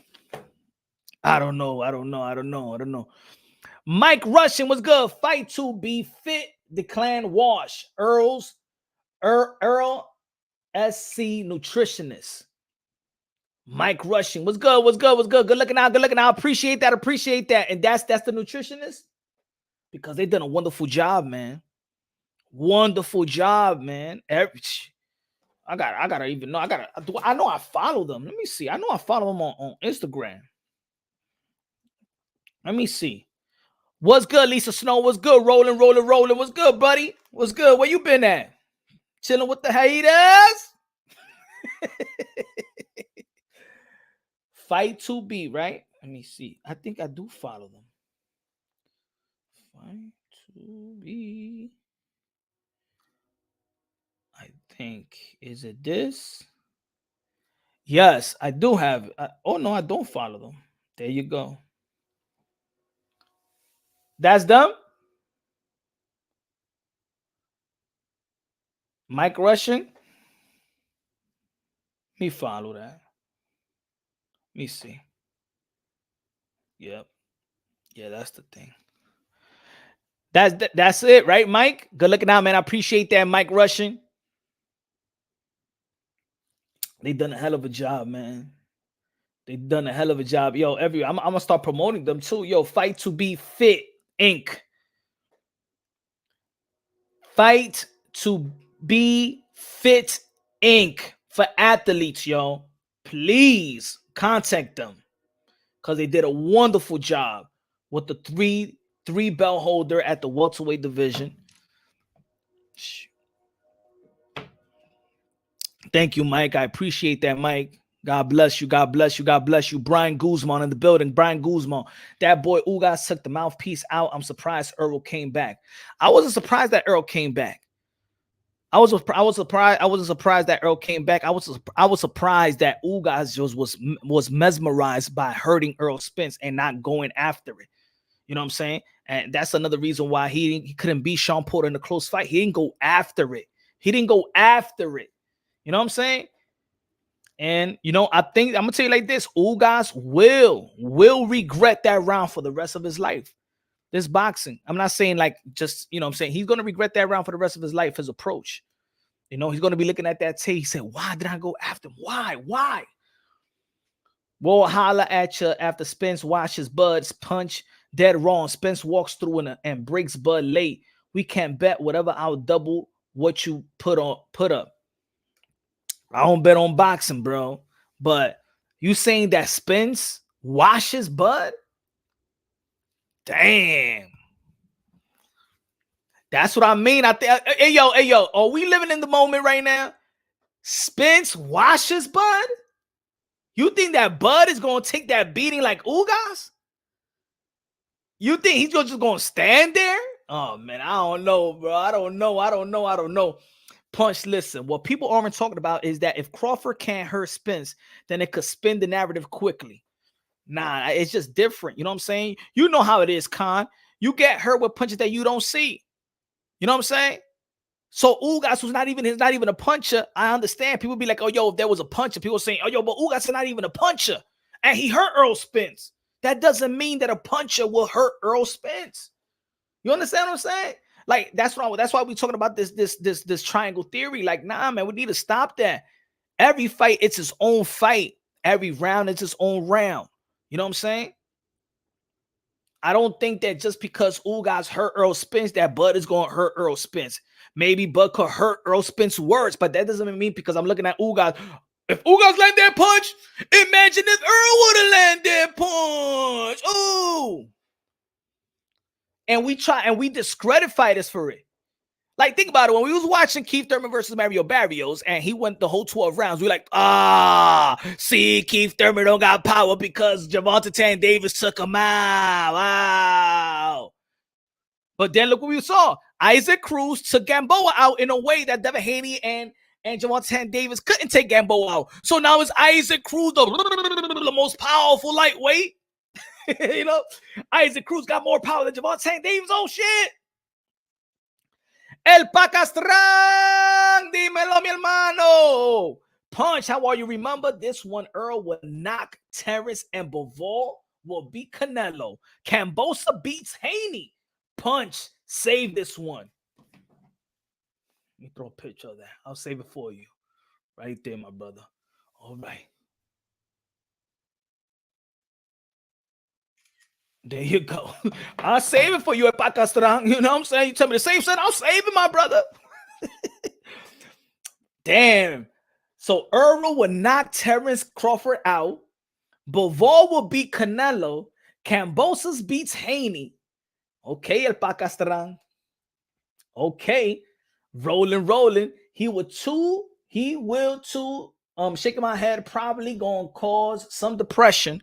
Thinking about the should've, could've, shaking my head, but I think that Spence was feeling too comfortable. Reason for looking for a mouthpiece. Nah. To be honest, yeah. But he said it, right? He said that he took his, he wasn't paying attention. I mean, that was a rookie mental lapse, right?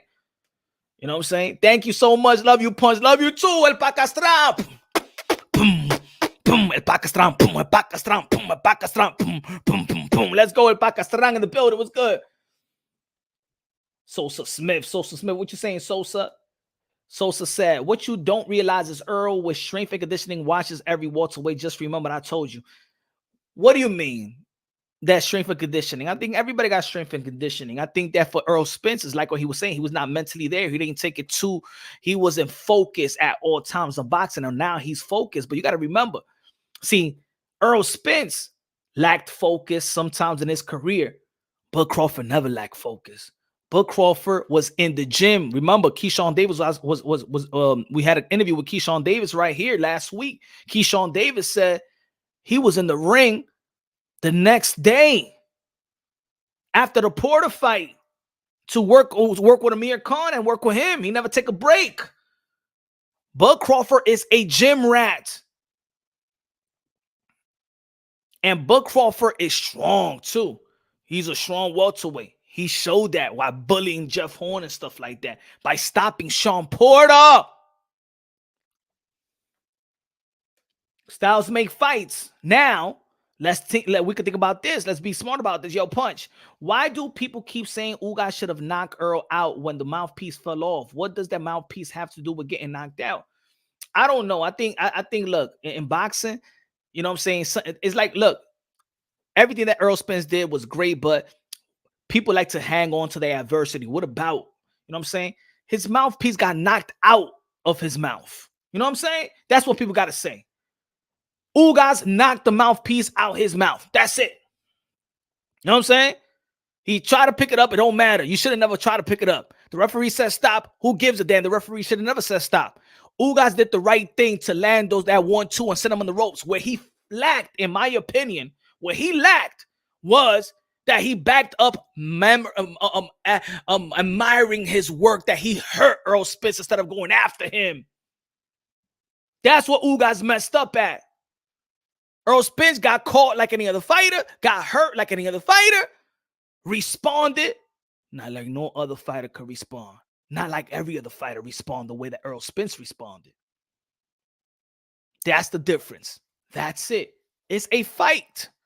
You got hurt, you overcome, and that's it. Protect yourself at all times. That's the first thing that they teach you in school. Whether the referee says stop, it don't matter. Stop what? That doesn't mean you put your hands low. It means you keep them up. Pakistan fire. Yo, Samir said, Punch, people are still high off the Spence fight. He's gonna wash Crawford. He's not gonna wash Crawford. Yeah, I think that this is the thing about boxing is that now Errol Spence look like a superhero again. It's man down strap season once again. Man down. The guy that used to stop everybody after everybody after your opponents after opponents. Man down is back. We got to give kudos to Dennis Ugas though, because with the same injury, Kell Brook, he had to take a knee. Dennis Ugas was not there to quit, but he was not throwing no punches. He was just going to get there and get beaten up even more. So the doctor actually did save Dennis Ugas from being, hopefully that his eye, gets better. Hopefully that his eyes get better.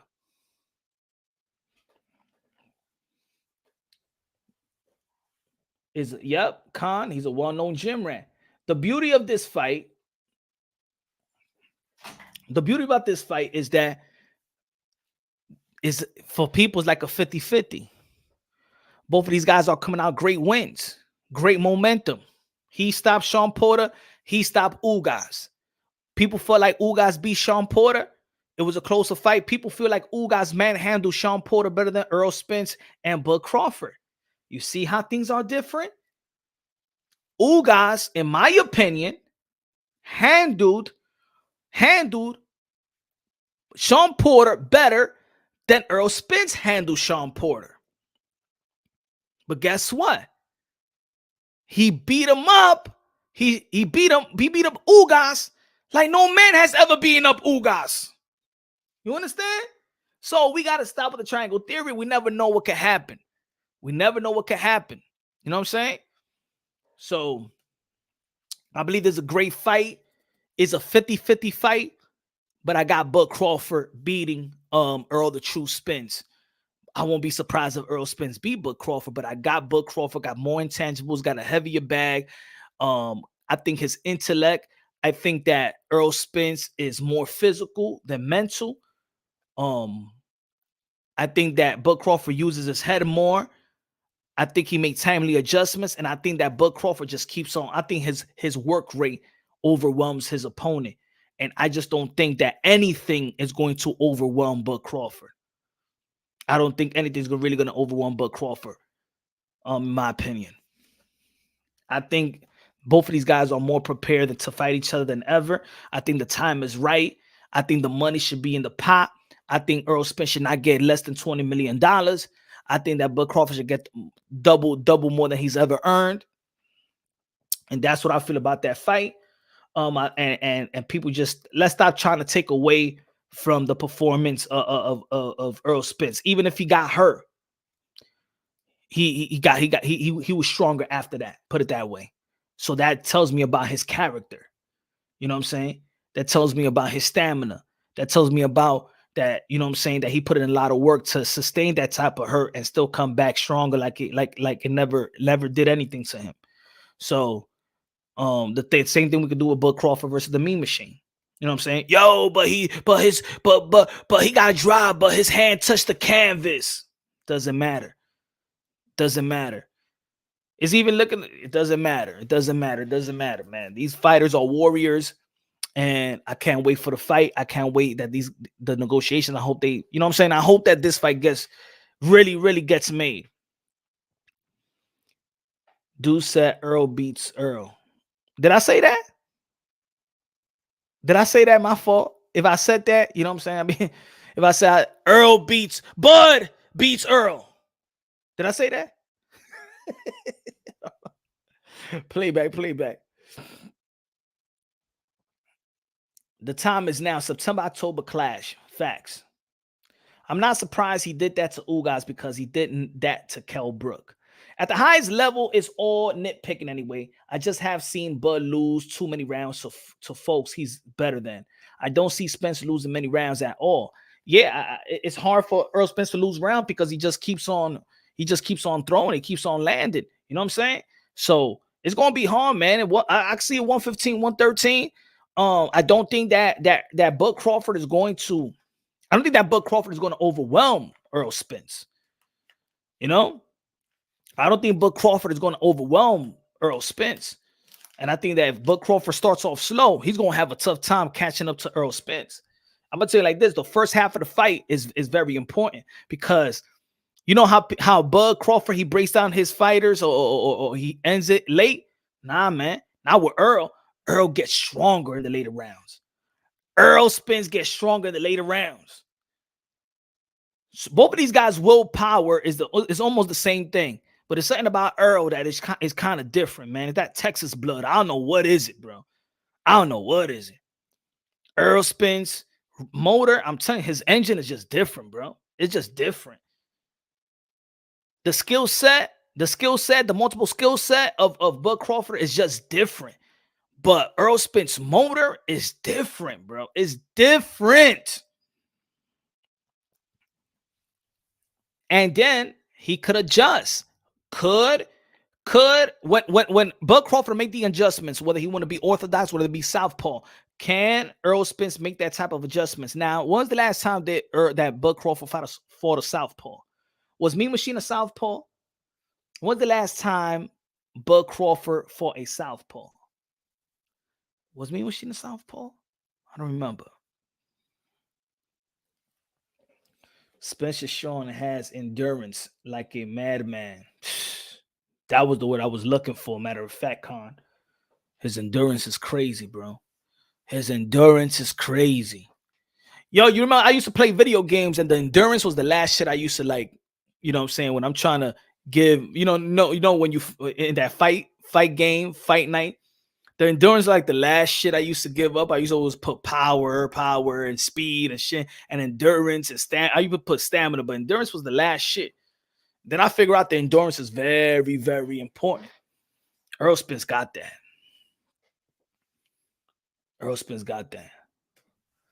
HLD in the building. What's good, brother? He said, Bud going to stop Spence. I want to know this because I listen to a lot of Spence is going to stop Bud. Bud is going to stop Spence. Why are we always saying stop though? Like have we seen Bud Crawford being stopped? Have we seen Errol Spence being stopped? Or do we see the quality? Do we see the quality of them almost being stopped? Because I don't think they have the quality of just laying down with a couple of good shots and they're just going to lay down and get stopped. I don't know. I don't think so. I think there's going to be a war. And I think the second half is going to be a war. I think that Bud Crawford is going to catch Errol, you know what I'm saying, with some counter shots. You know, that's going to keep him honest. I don't think Errol might go I don't think Errol is just going to try to run through Bud, because Bud know how to land these counter shots and counter punches off the back foot too, in which Errol Spence can do. Bud Crawford know how to fight going backwards as well. He knows how to throw that 1-2 going back. He knows how to throw some uppercuts on coming in. We saw great uppercuts from Errol Spence as well this fight. That punch for me was actually a surprise for me, in my opinion. I wasn't thinking about that he was going to do so good with the uppercut versus Ugas. But he did a wonderful job. Jeff Horn was a southpaw. That was the last time he fought a southpaw, right? Mike Rusher said, yo, Punch, do you think that Bud is a true switch hitter? He never does anything in orthodox, and once he switches to southpaw, he stays there. I think maybe because when he does make the adjustments, that's it, he got his opponent. But then I believe that if you could switch to southpaw, you could also switch right back. I think that he's gotten in the rhythm of starting southpaw now. You know what I'm saying? But we've seen it in the past. We've seen the body of work. You feel me? Good looking out, Mike Rush, and I greatly appreciate that. But I think he is a naturally switch hitter. I think that he'll make the adjustment when he can. Sometimes he's switching it when he's trying to pivot. Sometimes he's switching when he's backing up. Sometimes when he's on the ropes, and then he could pivot and then switch to a southpaw and orthodox. I think he's just a dude that just gonna, whatever's comfortable, wherever he lands, wherever he's at. He has a real knack for where he's at in the ring. Even if you look at it, even Errol Spence, even when he got hurt, you see how he looked back, like he knew the rope was there, was going to hold him down. You know what I'm saying? I just think that Bud is just, his intangibles is very unpredictable. He got awkward punches coming from different angles, and he could be traditional at the same time. He shows different type of defensive guards. And I just think that Errol Spence is just very traditional. He stays within his game plan, game A, and it's coming. He'll throw 1-2, jab to the solo plex, left hand, straight left. I think the left hand wasn't that straight for him. The uppercut was doing good and the body shots, but the left hand, that's why he was getting countered by the right hand. he was getting countered by the right hand. Ugas was countered by the right hand. That's the kryptonite to a southpaw. So I do think that he's going to show certain looks that he hasn't seen.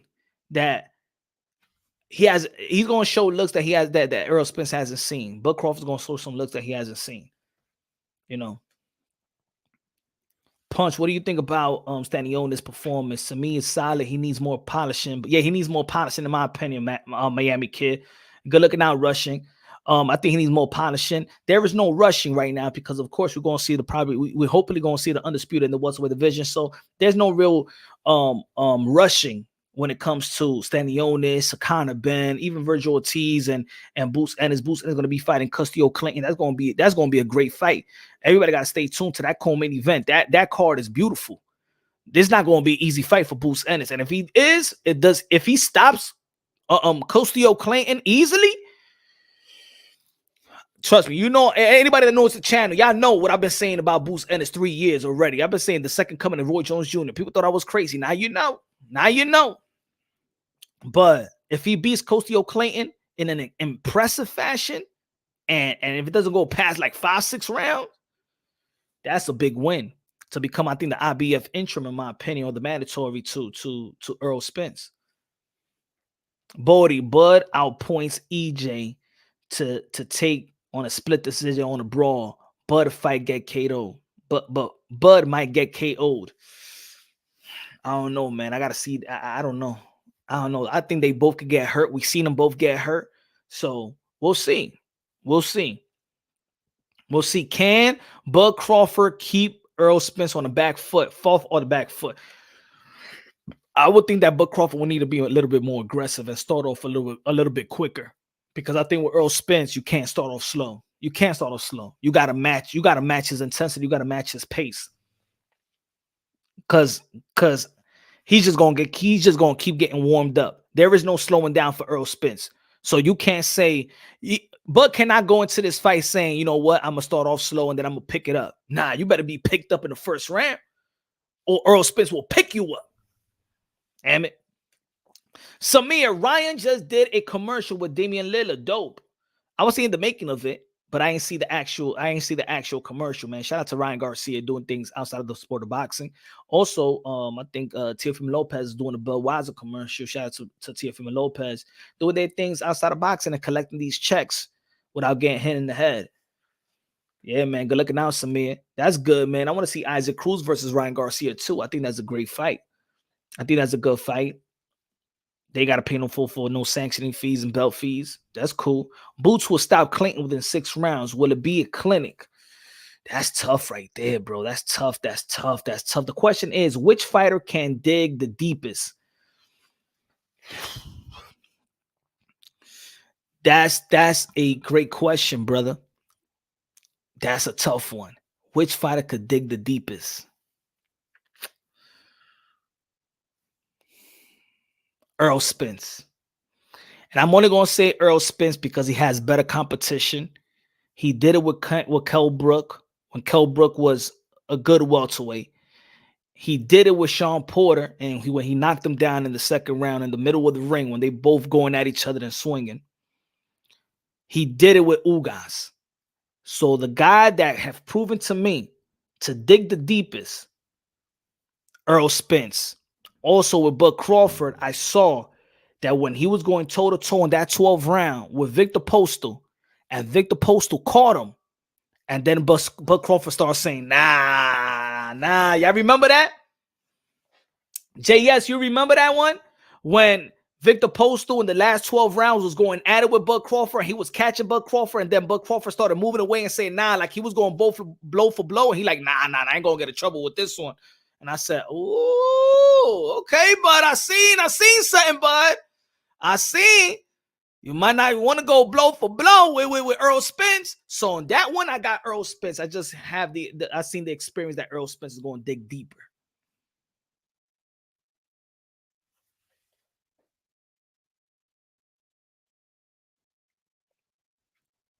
What you feel about that? HLD said, yo, Punch, did you hear Tank's interview with Gilly the Kid? Can't blame Mayweather no more. Yeah, I heard the interview. But But I do think also that it was cut up too. I've seen certain points where it was cut up as well. You know, sometimes an interview like that, I wish it was live.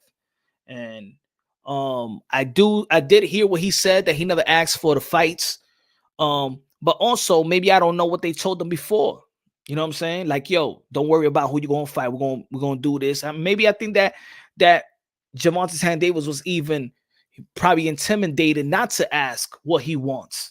You know, maybe he fucked up. Remember, rumor says that he blew $2 million right quick, that he had a foreclosure on a condo. And that's rumors, right? He blew his money right quick. And then I do think that Mayweather Promotions helped him out. Or Al Heyman's. I'm just assuming this is a rumor, right? And I think they went to the point and be like, hey, yo, now you're gonna do what we tell you to do. You're gonna train here. You're gonna move like this. We want you to train with another trainer. I think that was the time when they was trying to micromanage Gervonta Davis. You're gonna say this, you're gonna shut up, you do this. So I thought that at one point maybe he was intimidated not to say anything or not to ask for what he wants. We don't know. Maybe I think that Gervonta Davis will need to follow up with an interview to answer those type of questions. And maybe they need to probably ask Leonard Ellerbe or Mayweather about his interview with Gilly the Kid. I don't think that Floyd Mayweather makes a decision anyway, to be honest. I think that Leonard Ellerbe and Al Heyman, I don't think that Floyd Mayweather makes a decision on anything on Mayweather Promotions, to be honest. Look what Mickey Bay said. He said that he didn't know what was going on in his business. You know what I'm saying? And even his father was training Mickey Bay. So I don't think that Mayweather actually handles Mayweather Promotions, in my opinion. Tank Davis is a gangster, though. He ain't intimidated by anybody. I don't think a lot of these fighters are intimidated by anybody, especially in your respective division. I don't think a 135 pounder is scared of another 135 pounder, 147, 147. I don't believe so. These guys had sparred each other a lot. It's like, look, he sparred Haney, he sparred Shakur, he sparred Teofimo. These guys had sparred each other, fought each other. Some of these guys fought in the amateurs. Ryan Garcia, Devin Haney fought 6 times. Brandon Lee fought Ryan Garcia. Antoine Russell fought Boots Ennis and shit like that. So these guys don't, Ryan Garcia beat Virgil Ortiz in the amateurs. So these guys, think about it. People will be like, hey, yo, Ryan Garcia is scared of Virgil Ortiz, but Ryan Garcia beat Virgil Ortiz in the amateurs. So none of these fighters are scared of one another, man. I don't think none of these fighters are scared of one another. I think the business handlers are scared of each other. They're scared to lose out on their investment. But yo, ladies and gentlemen, tomorrow is going to be another day in the sport of boxing with your boy, Mr. Moonshine, man. Thank you for it's a lot of shit to talk about. It's a lot of fights. So I just ain't going to say everything right now. But tomorrow, again, 8 p.m. Eastern time, Punch Drunk Boxing. Probably going to drop a podcast tomorrow afternoon, the Smelling Salt podcast. Haven't dropped an episode in a while. But everybody, thank you for following. Thank you for if you subscribe to the channel, smash the like button. Always, you already know, man, we here to preserve the sport of boxing, preserve the fighters. We break things down unbiasedly, logically, and objectively. All the people that's doing their thing, not intimidated by the suits included. Yeah, I think they intimidated. I don't know, man. Rolling peace. Peace out, everybody. Hope your kids is doing well. Health is wealth. Feel me? Y'all know we're brothers and sisters, sons and daughters of the Most High. The best investment that you could give in your life is have God in your heart. You know what I'm saying? Strengthen the relationship with God, and we're going to be wealthy forever, man, having God in your heart. So love y'all. God bless, and on to the next.